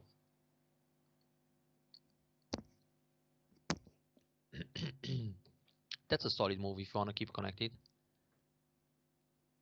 Yeah, if you play here, which is the fighting spirit move, then white can jump out, you try to connect, and white can play here, and he takes away most of the profit or the base on the left side. When you play a move like this, he simply connects. So this is more active play for white than simply playing c9. And if you play here, he will play this one and wedge or cut. This can happen, but it's dangerous because now you set up a ladder and then white can cut this way. The stones here in the top left are suffering. Well, sometimes this invasion works just by sacrificing and white takes Ponuki. But in this case, he doesn't need the Ponuki in the middle to go K3. I think he'll take away the left side. So B12. So black just covers to stay connected. Well, actually, he plays a probe too. He plays this move. This is a counter Yozumiru move, because if you play something here, for example, and he cuts or he goes down, now he can cut the two stones. So you need to protect again, and then he can capture here. D9 on the third line. Uh-huh. Ah, you mean you would play C10 instead of D10? Yeah, that's playable too. But he played D10 because he wants to go C6, and then if this happens, black is happy to come here, and now he has an ideal formation on the left side. And then he either invades Sansan or he jumps M3. Let's say he invades Sansan, he plays this Joseki. So it's much nicer to have D10 instead of C10, because C10 would be too flat on the left side. And then white takes this big point and black plays this big point. Fighting spirit is good, but it can kill you. If you don't kill your opponent's stones, you kill yourself. So another thing in this game, let's say, so they played the probe, then counter probe, white connects, black defends, and now he took the big point. It's always a race in the beginning to take the big points in the most open sides. So that's why they do all these maneuvers to take the big points all over the board in Fuseki. And you see some strange timed moves. But what I wanted to show, it's let's say he plays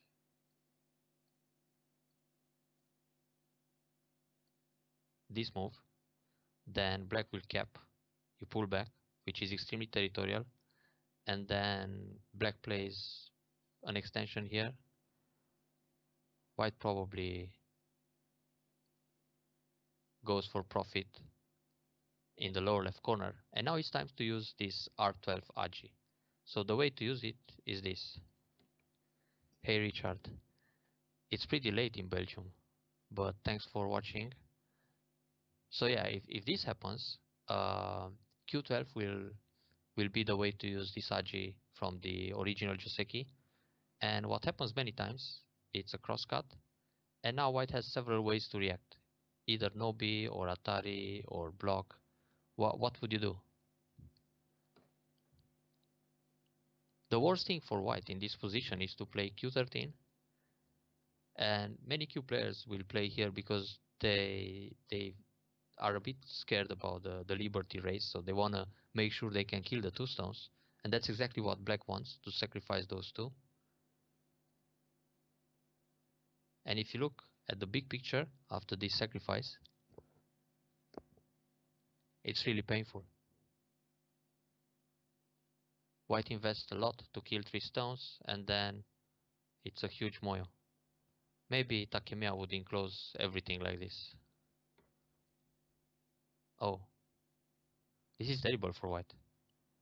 So let's go back a few moves.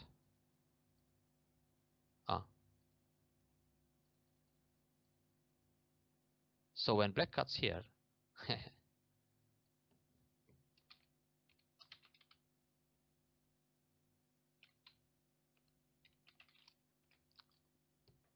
when black cuts here, white can just extend, or he can play Atari. This is actually a sequence that most Q players should know. And then Atari here, and Atari again, and now they can fight a Ko, which sometimes is risky. So white simply connects, black will wedge, double Atari, connect, white takes Ponuki, and black plays one more move to make sure he can kill the top 2 stones. So like this, it's some kind of trade. So this is a way to use very nice this AGA of R12. And another way, it happens quite often.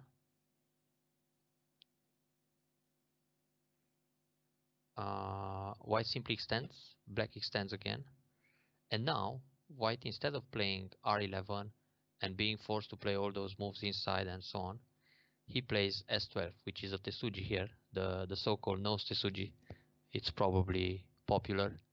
And now black will Atari, white connects under, and in this position, black again will find the Tesuji. Simply taking the stone, it's not so spectacular because white will push in center, and then white can try to reduce the middle somehow. So black will find a better way to connect the 3 stones to the middle and also keep some influence. Try to find the next move. Let's hear some suggestions.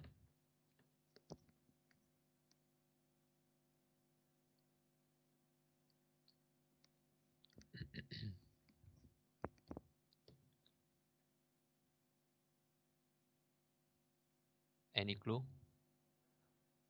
R9 is slightly better, but when you play R9, he will connect here, and then you capture, and you end up Gote. Just taking it's not so great, so... And R9, it's so-so. How about the cut? S10. And just sacrifice one more stone. And now, R9 Atari, you take, and then capture here. Because this way, you create more Agi. Like this, you can push Q13 and then push again. And when you capture S10, white has no eyes. So usually white will come back and protect Q13. S14 is pretty far away from the fight. So remember the S10 cut and then Atari Atari. So what happened in the game? He played on the left side. There was another interesting invasion point here. Let's go further a little bit. Oh, oops. Was it this game? Ah, yeah, they play like this. Yeah, now this invasion, D2. How would you react? I think most Q players here, or low Q players, would not consider D2 or E2, which are the submarine invasion moves. They will play something like F3. And when you play F3, white already has the stone at C6, so white is one move ahead in the fight. And then white will kick, and when you go out, white will play this move, and then you gotta run. Yeah, the second line move, there are some options to react to it. So when D2, yeah, most of the time you play D3, but what happens here, black will pull back, then also play one forcing move in the corner to ask white if he connects up like C3, or he goes down and he tries to gain more territory, which leaves a lot of Agi around here. There is a very nasty sequence that starts from B6.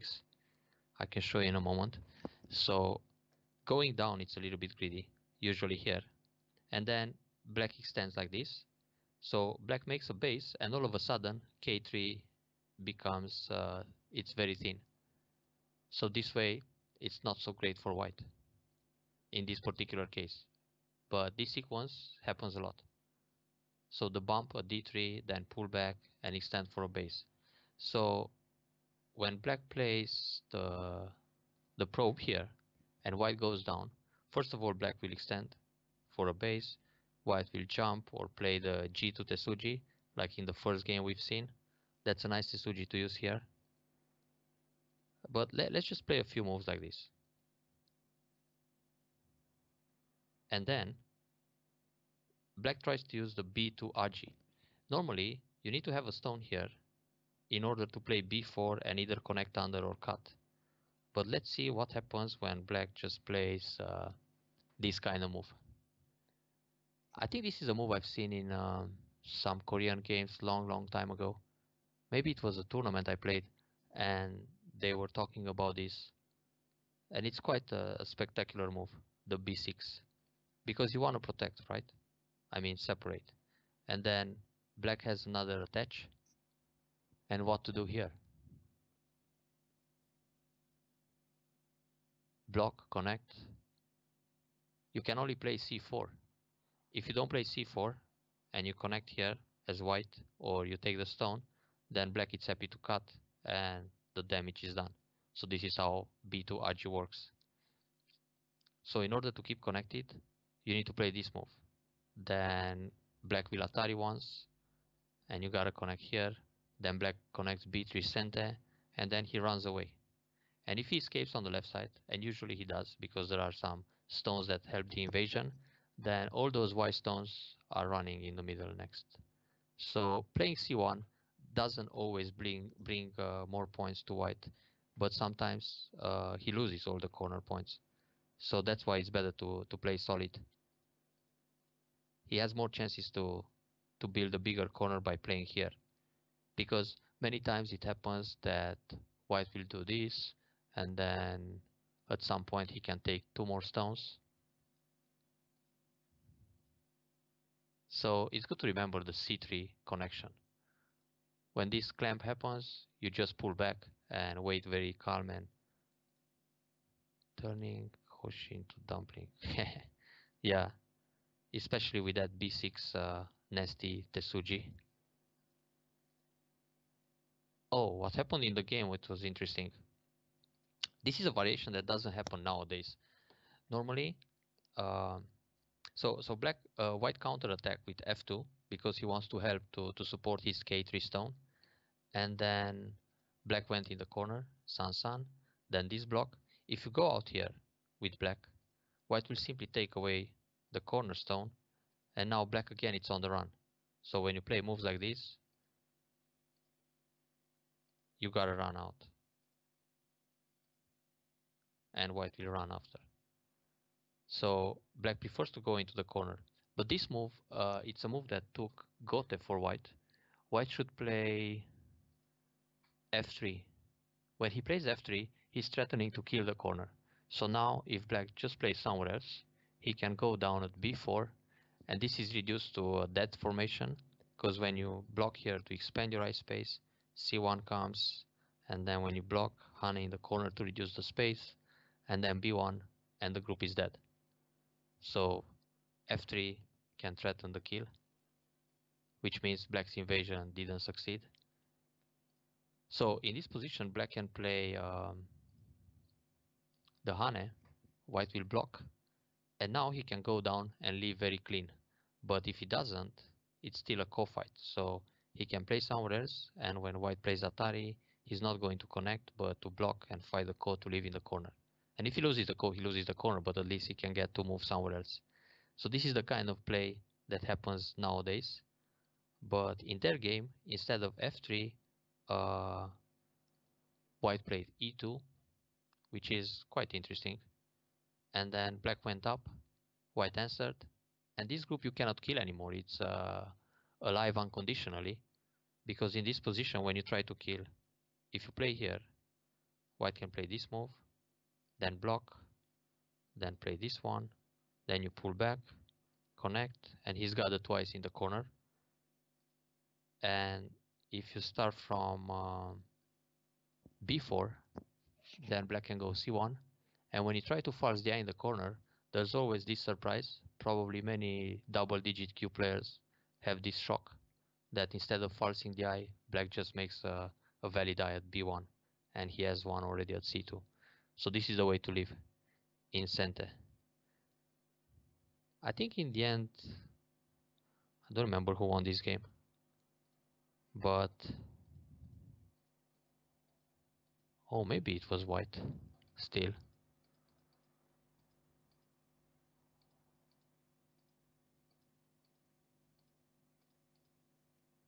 Probably. Yeah, after he captured b10, he has more territory. But anyway, in this game, it's good to remember the probe on the left side at b12 and this kind of submarine invasion at d2. It's true there are many invasions. I mean, many ways to react to that invasion at d2. But I think we have to move to the next game. And I wonder if he's still on this list. This we checked. This one also. Oh, this one we didn't check. I think I jumped too fast here. This is one of the most spectacular games between Lee Chang-ho and Cho Hun-yoon. And it started with a very calm Fuseki. Oops.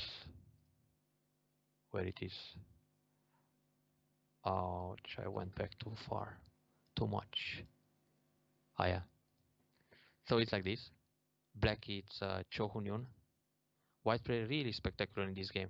There is an invasion, which is absolutely classic early in the game, and there is an invasion at the top at the end of the game where he's using AGA to live inside. This Fuseki, it's actually quite popular, or it used to be. Now, this in this moment, it's white to invade the bottom moyo. What to do? How to get inside here? And usually you need to find a move that gives you like 2 or 3 ways to escape.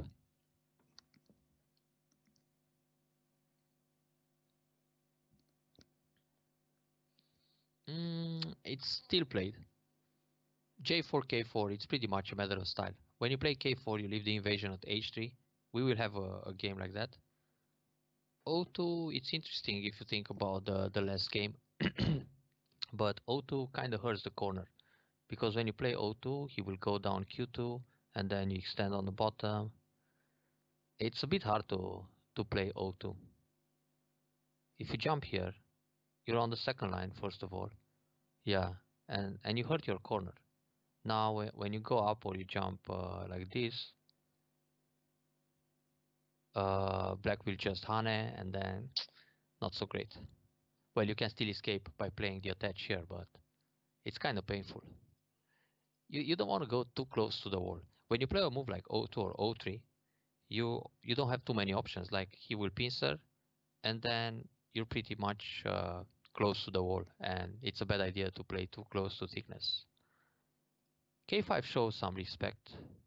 The shoulder hit, like AlphaGo.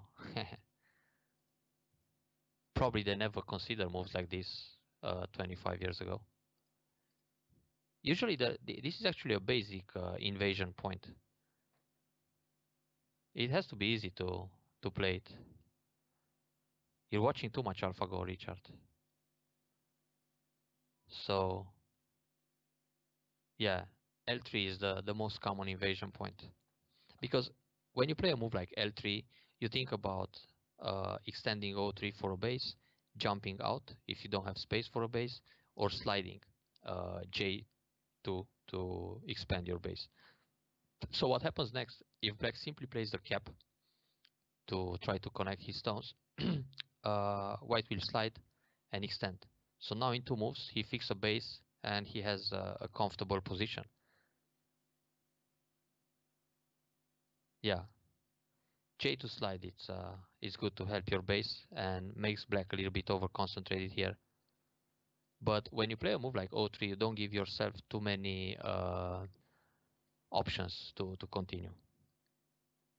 Go ahead.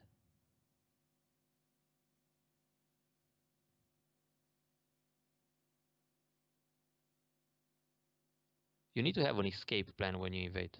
You don't just go inside and hope for the best without thinking of some options. That's also a good question.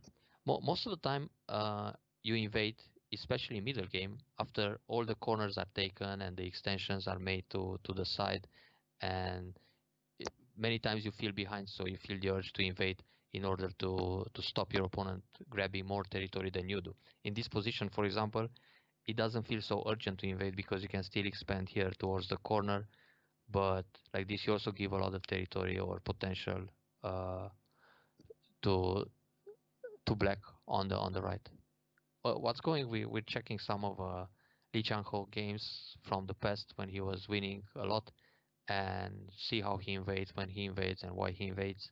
That's the main topic, the focus of this lecture.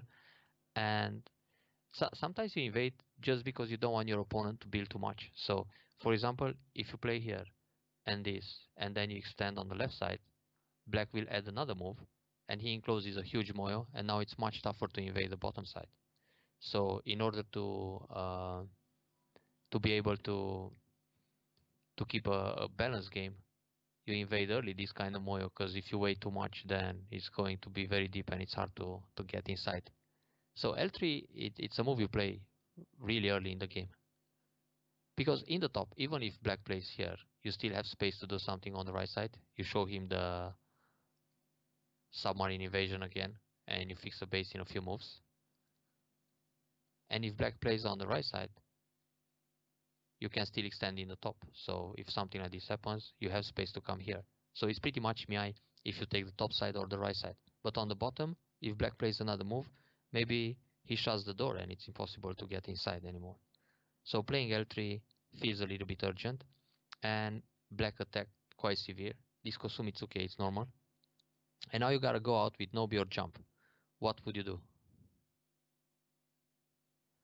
If J4 is at K4, usually variation.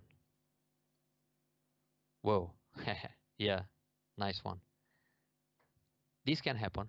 It's true. If K4, if J4 is at K4, you usually invade H3. We have that in one of the next games. We'll cover this invasion too. That's a normal invasion. So how do I go back to the original game? Hang on a second.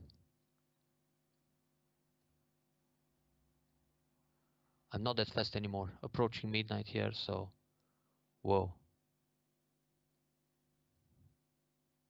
Agent messed up my my position.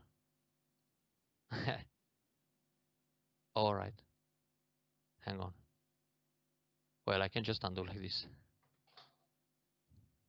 Right. So this is the original game, right? Oh, oops. Yeah, it's here. A little bit. No, I'm back in the game. It's all right. We'll survive.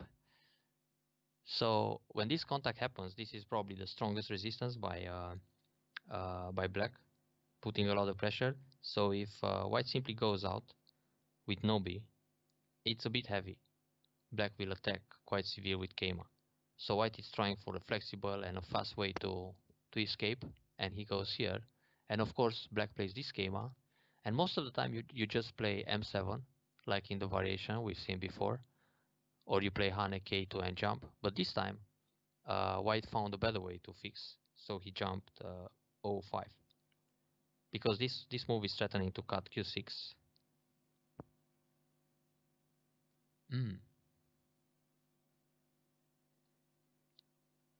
Okay, so black connects. Oh, where is my game?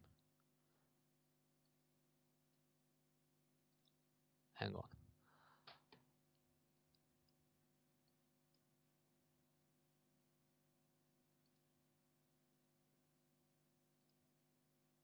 I don't see the main tree anymore. Sorry for this. Why it's so messed up here? Ah, you're right. Thanks for the tip.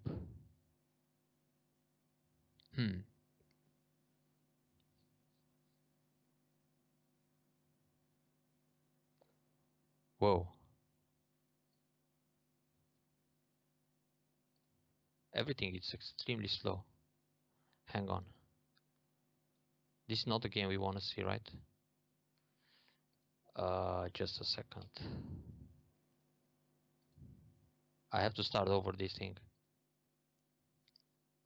It was this series of games. Then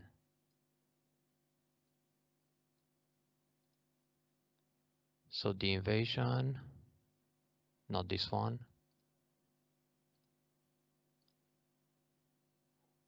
Nor this.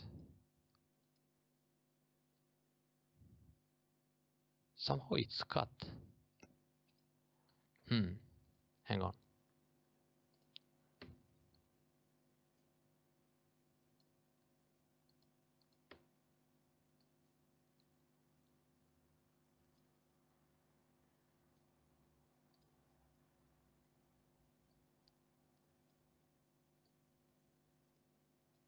I don't find the right variation.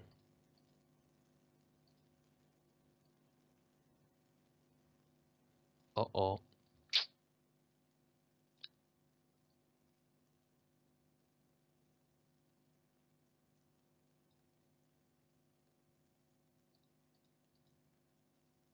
Ah, this is another game. Oops. It's possible to play 05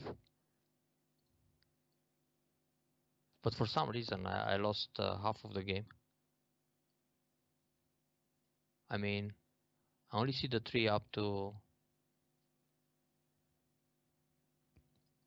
this, where he invade. Ah, not here. Where he invades this. Just a second. Where is the original game? It's completely gone. That's strange. So let me see if I. No, it's fine. It's me not be able to, not using OGS very well, I guess.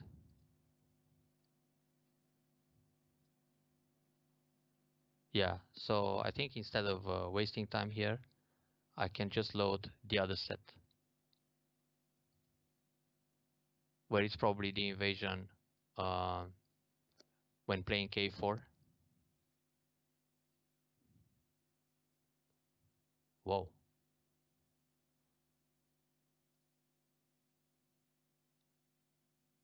I don't know what's messed up here.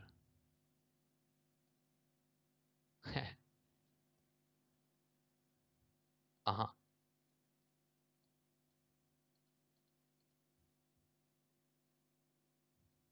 Yeah, I think I'm back with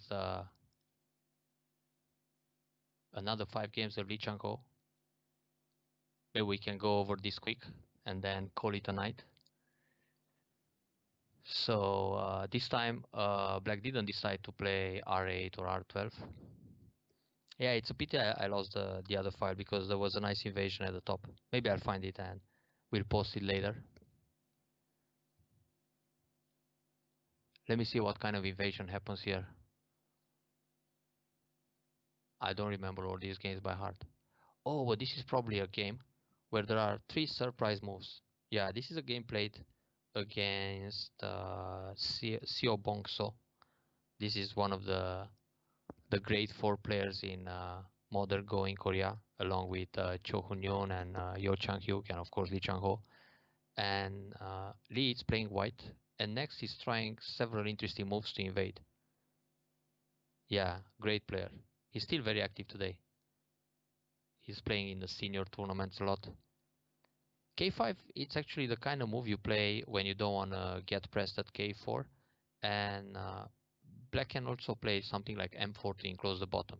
But it feels like he's not going to build enough, so he goes for a maximum. H4 is probably not going to reduce much. He will just block and pull back. I think White has to try something on the bottom, but if you play a move like L3 or you play a move like directly L3 or M4, you're not going to get enough. Something like O4 looks interesting nowadays. F5. F5 is not active enough. It doesn't have any impact on black stones here. You play F5 and it's like growing your territory on the left side with 3 or 4 points instead of reducing too much. He's playing a move on the bottom side, but he plays a probe first. So it's something around the Shimari. And it's a second line move. So there are not too many options. It can be here or somewhere else. Not so hard to guess.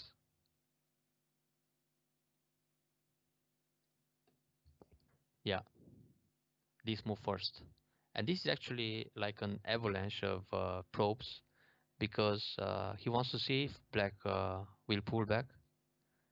S4 it's another contact move, but it's not the right one to do here because you want to damage the bottom side. That's the main point of white's invasion. And then next move, it's also very interesting. Try to guess. It's another contact play and it's also on the bottom side. All his moves here are really creative.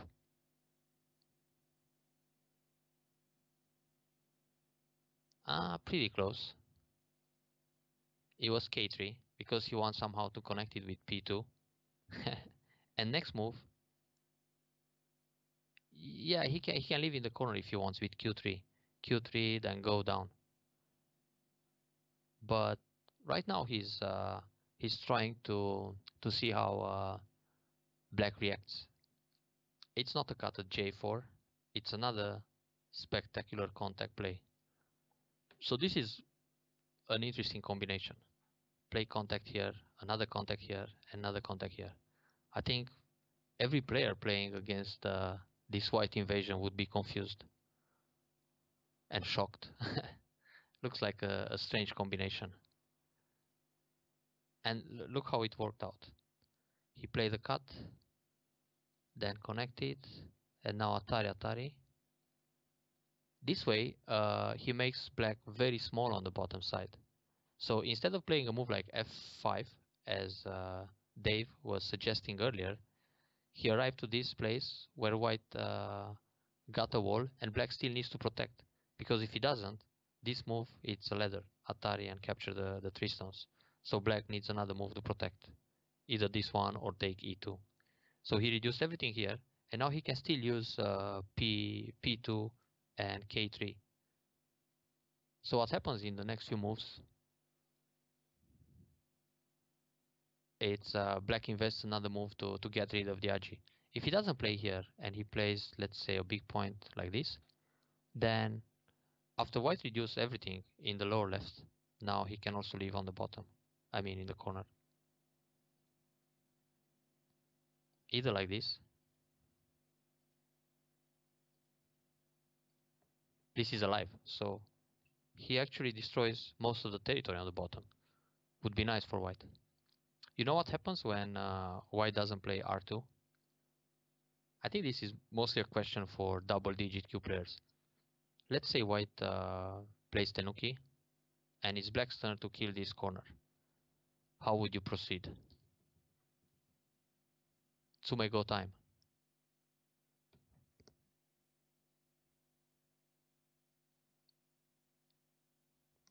R1. Wow. Jump inside right away. Usually when you want to kill a group, you try to reduce the space from the outside as much you can. T3 is dangerous too, but according to a proverb where there is that in Hane moves, T3 is one of the moves to consider. It's not ko, it's dead unconditionally. Before you play T3, you should play Hane O1, because if black, if white doesn't defend, black will capture Q2, and that's it. So this leads to the group, which is quite famous. This formation, it's called the J group, and it's usually dead unconditionally. So next, black will play Hane, then white blocks, and reduce the space even more. And now it's time to play inside and find the vital point. O1? No, not yet. Try another move. So first you shrink the space from the outside as much as you can with the Hane moves. And now, yeah, S1, the key point. And now you go N1 to reduce the space. And throw into Suji, then Atari, and it's a false eye. And another important move, it's when white captures a stone here, most double-digit Qs would block immediately like this. But this move allows a ko, because white can cut and fight the ko. So instead of doing that, you need to extend or to jump. So like this, white can't connect on the right side. Now it's safe to block and then connect. Completely dead. Probably this is an important life and death situation, especially for double-digit Qs, to be able to kill some corners from now on, or stay alive when the J group happens. So anyway, in this game, it was really interesting to see the contact play at P2, then K3, then G3, and damage the bottom side. I think the game was close in the end, but anyway, spectacular invasion. Now this one, Sanrensei, it's probably against Takemiya, but I'm not sure. Oh no, Takemiya would never play F3 and D2. It feels like his stones are falling off the board. Ah yeah, this is the classic invasion. What to do next in a double wing situation like this. So there is a Hoshi and the middle side extension on both sides.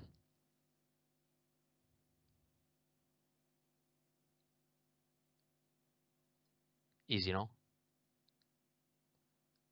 This is AlphaGo's favorite move.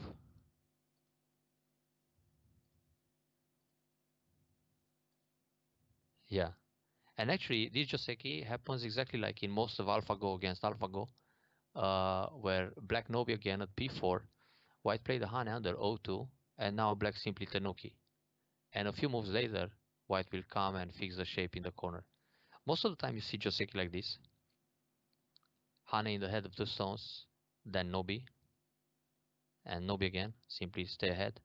And in AlphaGo games, you never see the exchange at s4 and s3 because AlphaGo thinks black is too strong after he plays the hanging connection on the right side. So he doesn't like this s4 exchange. He pushes once again, and then he starts some crazy moves on the right side like peep or invade somehow. He usually likes to play in the middle, but q10 it's already on the board, so probably he'll invade like this. But in this case, also black can think about double Hane. How would you play on this double Hane as white? Cut, Hane, or what? There are usually like two variations here. Ah, yeah, that's true. I don't. Probably it's just an entity. O3 it's a move, yeah. I think I'm too used to male players. There are not too many females playing at high level, so that's why I refer to AlphaGo as a he. Yeah, double Hane and cut and take Ponoki, it's quite common. And then this and push. But how about the other Hane?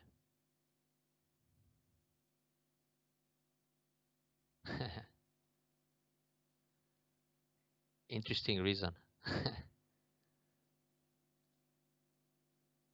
Yeah.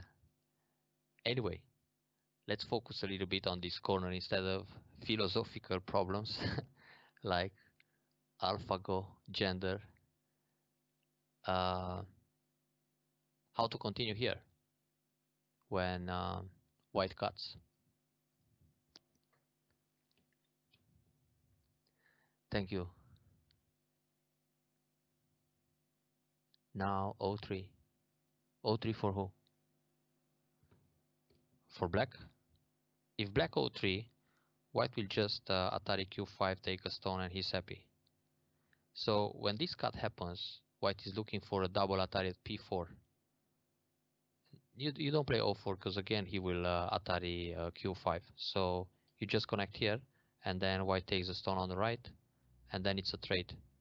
White gives the corner, and he extends on the right side. Oh, okay.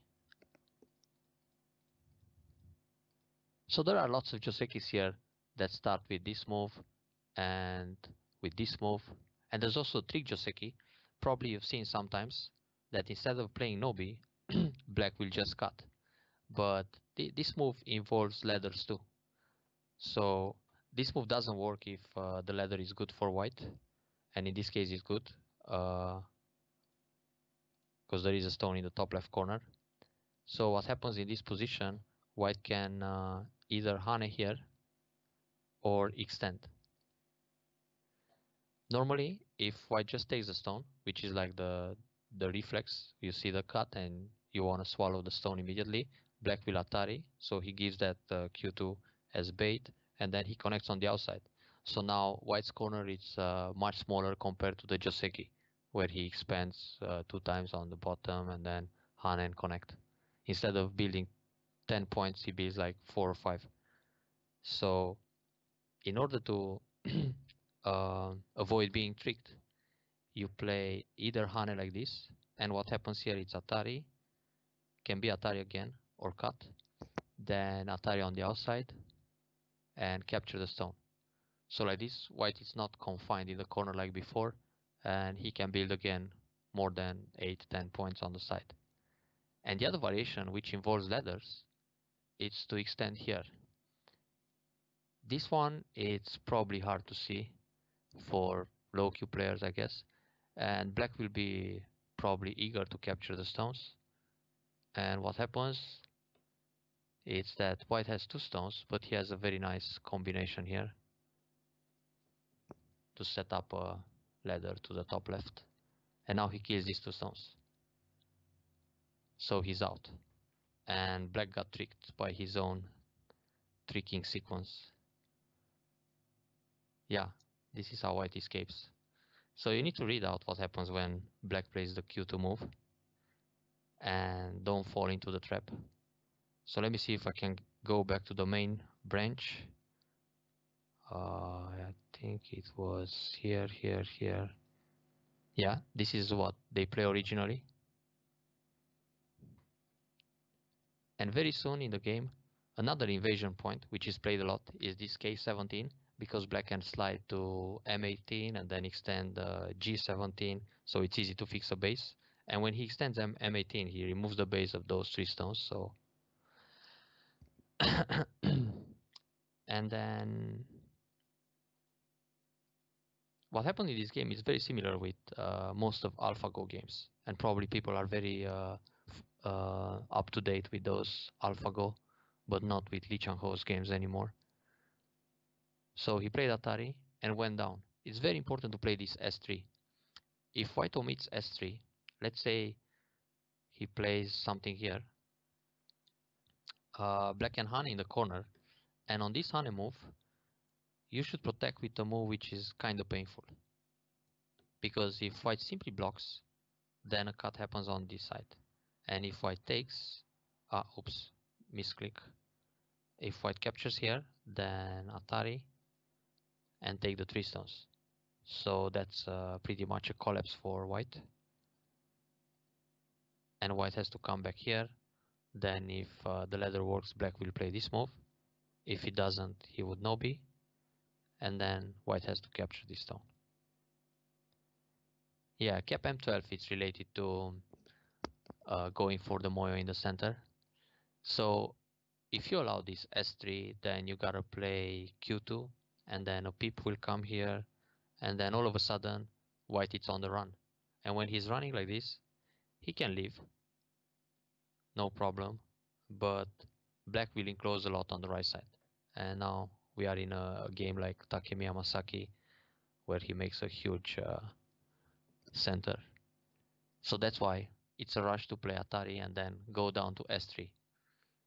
So I found this game interesting because it follows exactly the pattern that many people are thinking, wow, it's AlphaGo's invention. But this combo of playing Atari here and then going down used to be played in the past too. Good to remember, huh? Alright, let's check the next one. I think there was one game where... oh, what's this? Sun, say again.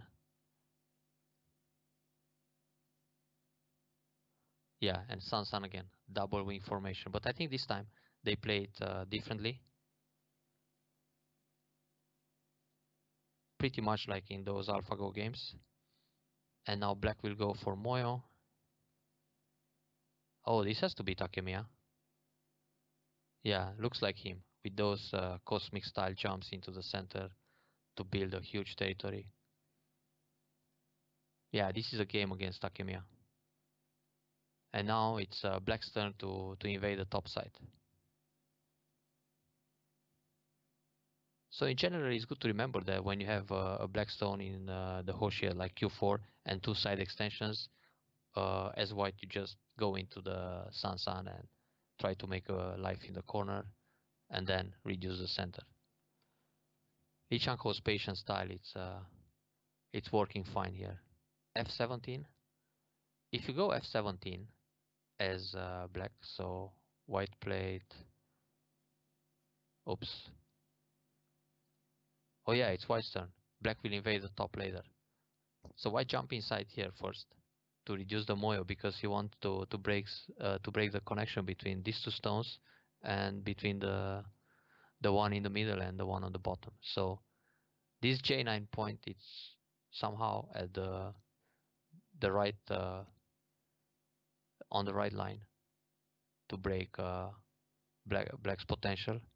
But for black to invade the top, so let's say white plays here and then Keima to prevent the block, and now it's black turn to play an invasion.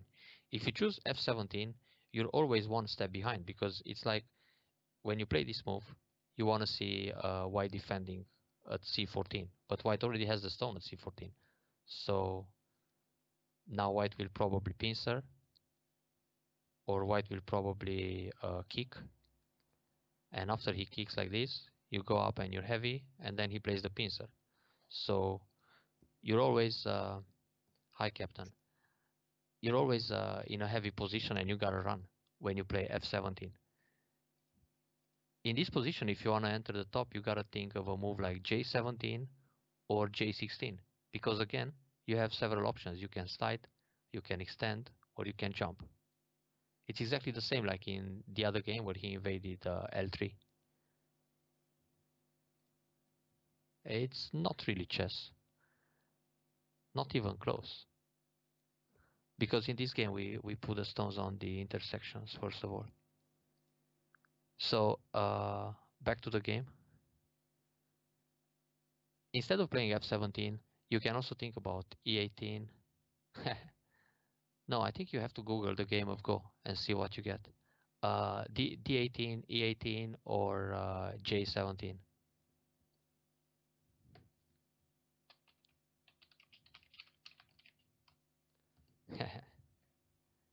Probably the greatest game ever, huh? The ultimate. So white jump inside. Black played this move just once. Then he cuts. Now the idea here with this Atari and sacrifice, black is thinking to become very strong by forcing this sacrifice here.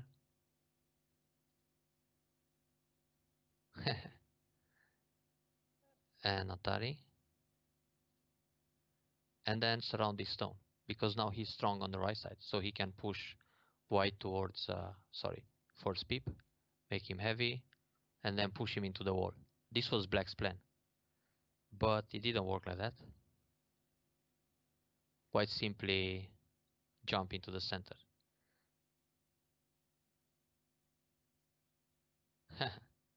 Yeah. So now black doesn't really have a good attack on the three stones in the middle, and he needs to do something about the top. Let's see the invasion point. He jumps in at j17. You need to remember this kind of spot, because it always leaves some options to continue. Thanks a lot. And the pincer is quite natural, because you don't want to give space in the top left, and like this white can build something attacking. And the way he uses those stones, very flexible, it's quite nice for black. He turned the body around in the middle, so he can be strong enough to attack again the h10 stones. Well, in the end, Chang-ho managed to win this game by a few points, but it's nice to see the way he enters at j9, and also it's good to remember black's invasion at j17. Those are the key points in this game. I think every game it's a lesson, more or less. It doesn't have to be Lee Chang-ho game. It can be any pro game, and it can be any of your own games to learn something. Just one little thing, and then you're a better player. I wonder what happened in this game.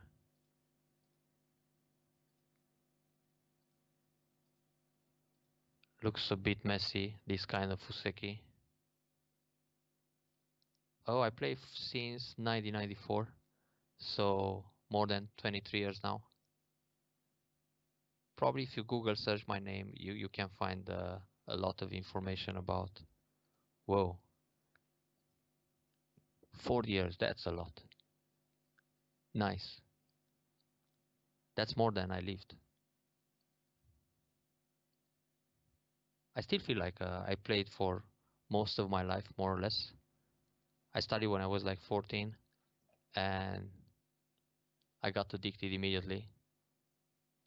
Oh, this is one of those games where again black is going for a huge central moyo, and white will just drop the bomb inside somehow. I think this is a game played against Yo Chang-hyuk, also one of the... No, this is not against Akemiya, but it's similar. Oh wow.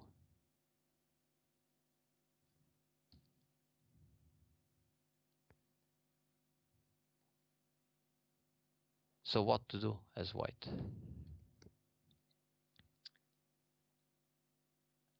It has to be something in the some move in the center. A probe on the right, like R4. It's possible, or R3, or maybe R9. But I think he just jumps somewhere in the center. He's thinking of a way to break the line between this and...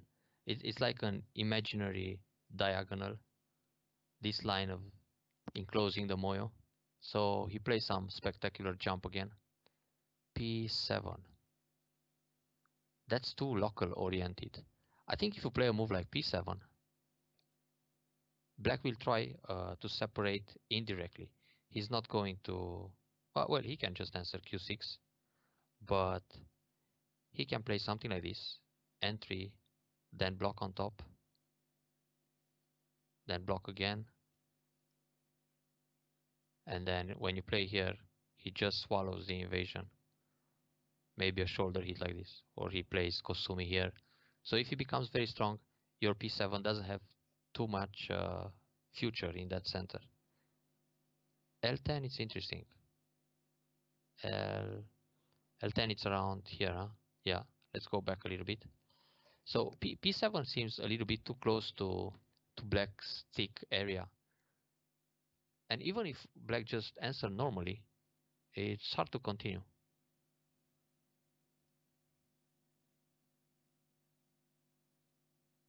This was the move he played. I think L10 was a very close score. So it's again on the line, because with this move, he's also thinking to cut the stones here or to cut like this. Depends. But black also played a normal invasion. This happens a lot when white has a strong position, like the bottom. You go immediately in Sansan. So yeah, this M11 is pretty much a reducing move, but black plays a strong invasion. And they continue with a normal Joseki, the double Joseki, the double Hane Joseki. But in this position, white doesn't take. White doesn't play this way to capture two stones. Because if this happens, probably black is strong enough and he keeps Sente to attack the top stone, which is weak and thin. So instead, he adapts his play and he plays Atari here, and now he can play another move in the top. That's the way he developed. Quite nice. Yeah, it's a Ponuki, but it's on the second line, so it's no big deal. And usually on that Ponuki, as white, you can play Atari, and black connects, and then you extend. But in this case, black will probably not connect. He will play Atari, and then you take the Ko. He plays some Ko threat. Let's find one. Push here is big enough. It looks like a crude move, but it's playable. And then take the Ko, and if white connects, he doesn't have to do anything, and he counterattacks. So I think here it's a matter of taking or giving Sente the initiative. So instead of playing Atari and taking Gote, you better do something urgent, which is to fix that stone in the middle. So now he plays a few moves and he makes Sabaki, which is a light shape in a few moves. So he fixed that invasion at M11. Oh, I think there are some websites where you can find all the yeah, all these terms, but the most common ones are Sente and Gote, like taking initiative or not having initiative, and Joseki, Fuseki. But these are also sometimes misunderstood, I guess. Many people consider Fuseki like being the opening moves, but actually Fuseki means the theory about openings. So it's more than just the opening moves. Also, Yose, it's considered like the end game, but Yose, it's actually the term used to fix a shape. Like you play those things on the second line or the first line, this kind of situation, and this is a Yose sequence because you just you finish the pattern and the territory. But this can happen also in the middle game or in yeah, Shuban is right for the end game part, and Chuban is the middle game, written like this. And actually, the beginning of the game it's Yoban. Yeah, I think it's easy to Google all the Go terms and learn them eventually, but it's probably not so important. So anyway, White managed to destroy the Moyo, and he won the game. That was the highlight of this game. I wonder if there is any game we didn't cover. How was this one? This is the one we've just seen. I'm completely confused with all this. Oh, this one. Did we went through? No. I think we didn't see this one from the set. Some interesting Josekis here. Yeah, go ahead with the question. Probably this is the last game from the series. Oh, the Tengen opening. We have to cover that today also. Maybe we can leave the Tengen games for another time. I need a beer and some sleep. And probably I'll play the Tengen also. Yeah, we will cover that too. Tengen it's a new experiment for me, I guess. I want to see how it works because I like to play for influence. So yeah, yeah, I only play a few games, like 3 or 4, and I managed to win because they let me. But mini, micro, Chinese,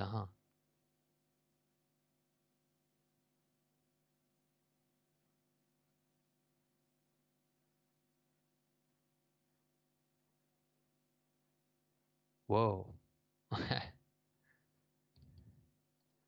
Yeah, mini, micro, Chinese. It's one of the probably the most popular Fuseki these days, or maybe for the last 20 years. Let me just remember real quick what happened in this game. Oh, this has an interesting invasion. I remember now, but it happens later in the game, so I'll just fast forward real quick. Then maybe answering your question, Dreadful, would take another half an hour to check all those variations.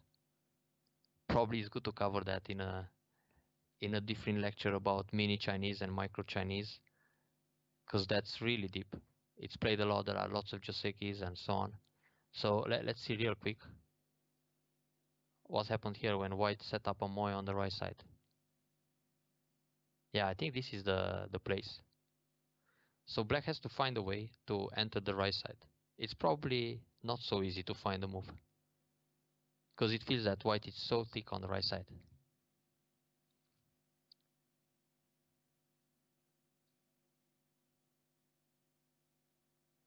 When you play against mini Chinese or micro Chinese, you have to be extremely patient as White and usually split the side where he doesn't have those 3 stones, play in the middle, and then you gotta find ways to reduce the Moyo and to jump into the corner with a San and crosscut.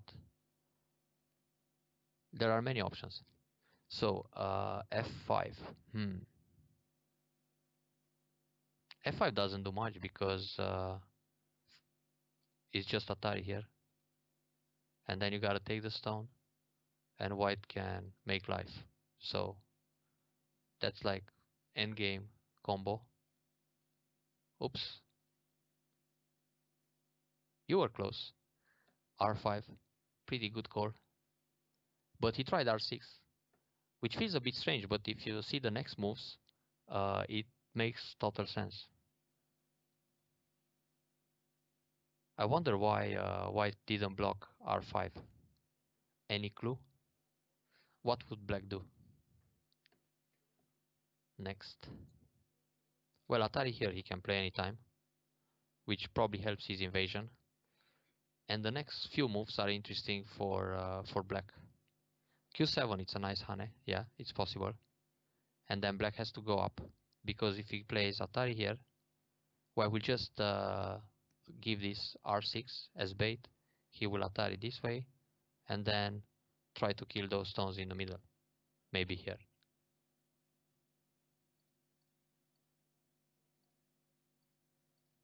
Ah, you mean poke at q11? It's much better to play r10 and think about s12 to connect under. So that's why he didn't play r5. Another way is to play Atari here, and then to play just clamp and try to capture the stones in the center. So use those 3 stones in order to capture the 4. So if he simply comes out, you play Hane, then you play Kosumitsuke to threaten the connection, and then you just connect here, or you play this move, and you're pretty much out. No need to attach r11. You just play r10, because you can either connect under, use s12 or q12 wedge, and then connect under. If you play this move and white will cut behind, then black has the attach, and he can link this way. So black has a pretty good flow in damaging white's biggest moyo.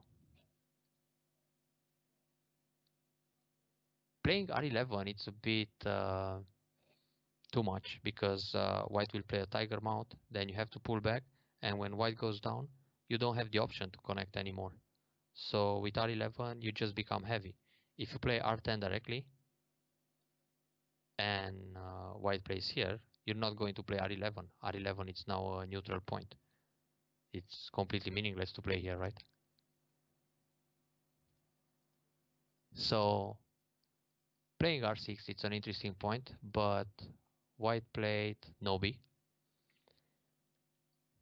Then he pushed into the corner. Many times when you change, you switch the order of moves, and you see the position from a different perspective. You realize the original move was not good. Like with this r11 and q11. So black will block. He wants to keep the corner, but there's a cutting point. And now he invades r10, because r10 can create Miai. Either connect here or connect under. So what will white do to keep the pressure on the group and to prevent the connection at s12? This is a pretty strong move, what he plays next. Try to guess.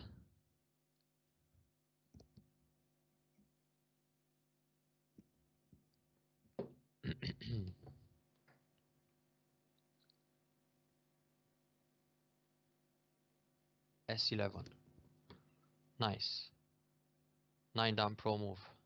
Very good. S11, because like this you will never connect with S12. Q11 also. Yeah, it's possible. But Q11 still leaves this kind of move. And then Keima. So he starts to have some space. S11, it's really powerful. But the way black plays next to use the AGA, it will be to try to cut these stones around q12 pretty soon. So he tries to connect, then blocks to expand the base. Now if he plays s4 and t5, he has enough space. So white simply goes down to reduce the eye space.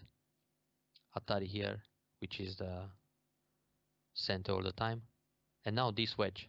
This is a spectacular move to make the invasion work. Which Atari you play next as white? Q11 or Q13?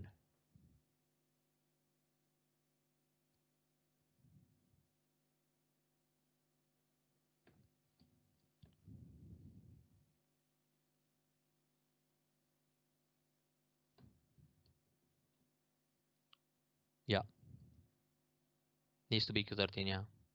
Because when he connects, he hurts the R14 stone, But black doesn't care so much. He just wants to save. He wants to save the group on the side and destroy the moyo. So now he cuts, then turn, then Atari, and this move in the center, this Atari at M8 was quite important, so he can fight in case white goes out. Let's see what happens if white tries to resist.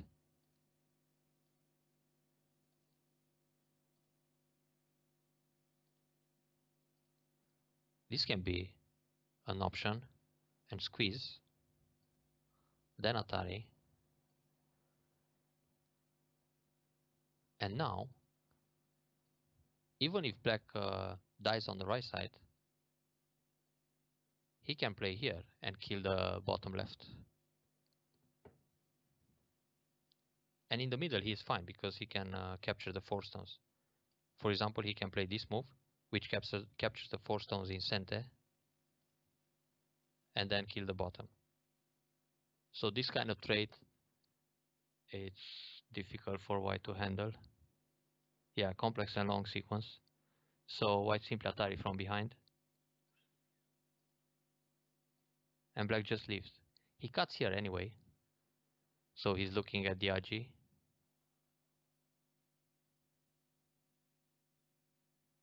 Yeah, you should read that all ahead in your head before you play any move. It's really impressive how black managed to leave on the right side, and white had to come back here and protect at f2. Yeah, pros are really scary when they start reading moves ahead. They can go pretty deep. But in general, it's good to read like 4 or 5 moves ahead and read them in the right area on the board. If you read 30 moves and it's not important where you look at, it's still hopeless. Yeah, because there's always something big on the board. So this was really interesting. The way he played r5, oh no, sorry, r6, the attach, and then r10 combined with the cut and the Atari in the center, everything worked pretty well for black in this game. So I think we're pretty much done with the Chang-ho section. And if you really want to see a 10 game, a 10 game, one of the recent games, I can load probably the last one real quick just to replay. And probably next time we can talk about some Tengen and the way of killing into the center. Yeah, Chang-ho, it's all about exploiting AGA and calculating and of course counting a lot. Yeah, this is Egoski on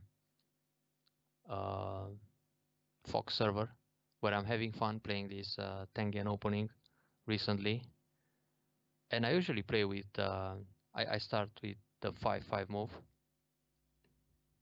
Actually, this game was played today.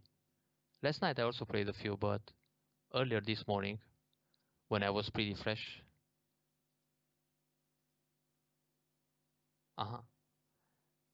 It looks interesting to play like this. It can be confusing for white.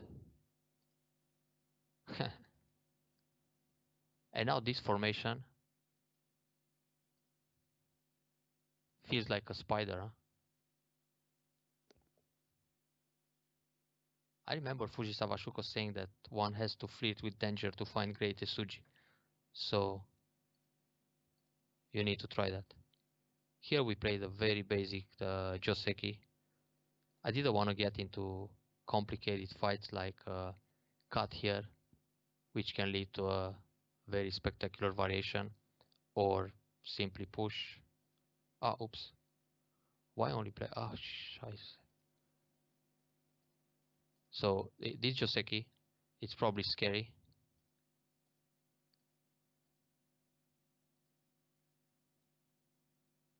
Hane first.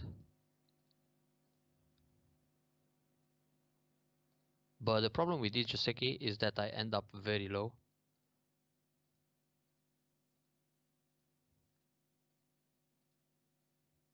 So if I connect here or here, he'll play this.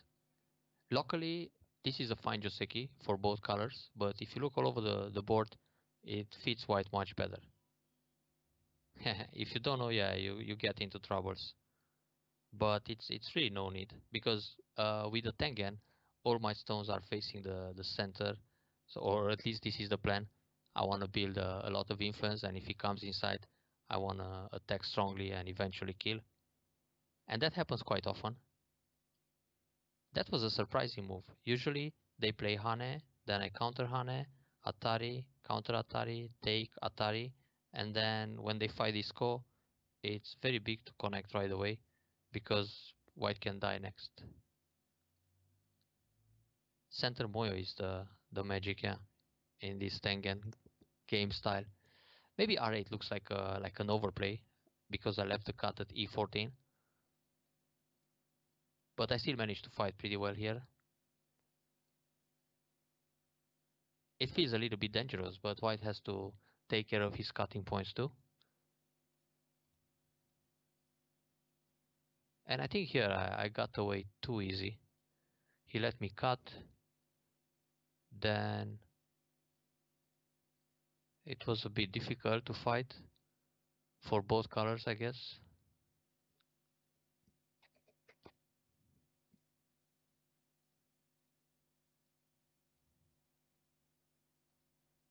Now we have a little Ko, but it's hard for me to continue this fight. Pak, pak, pak. Yeah, street fighting indeed.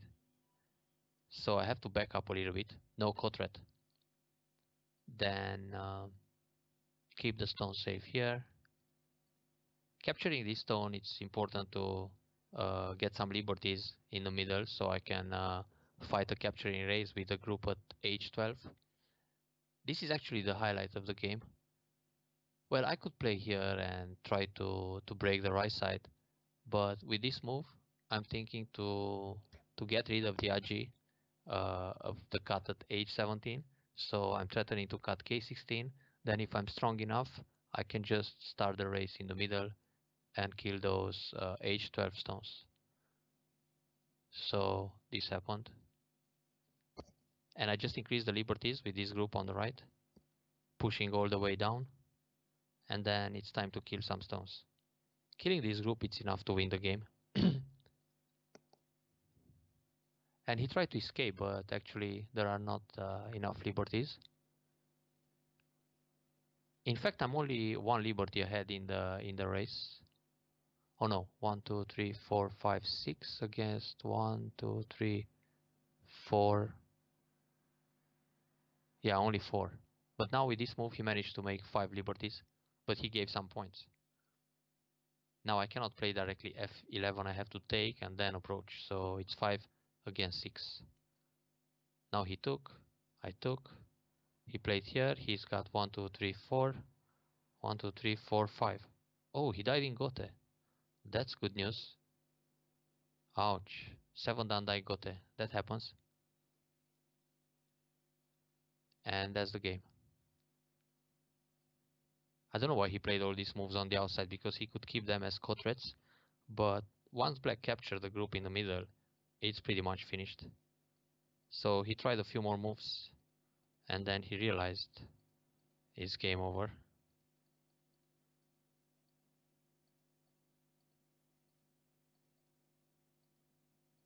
And now when I play this move, he can leave, but it's very painful. He has to connect.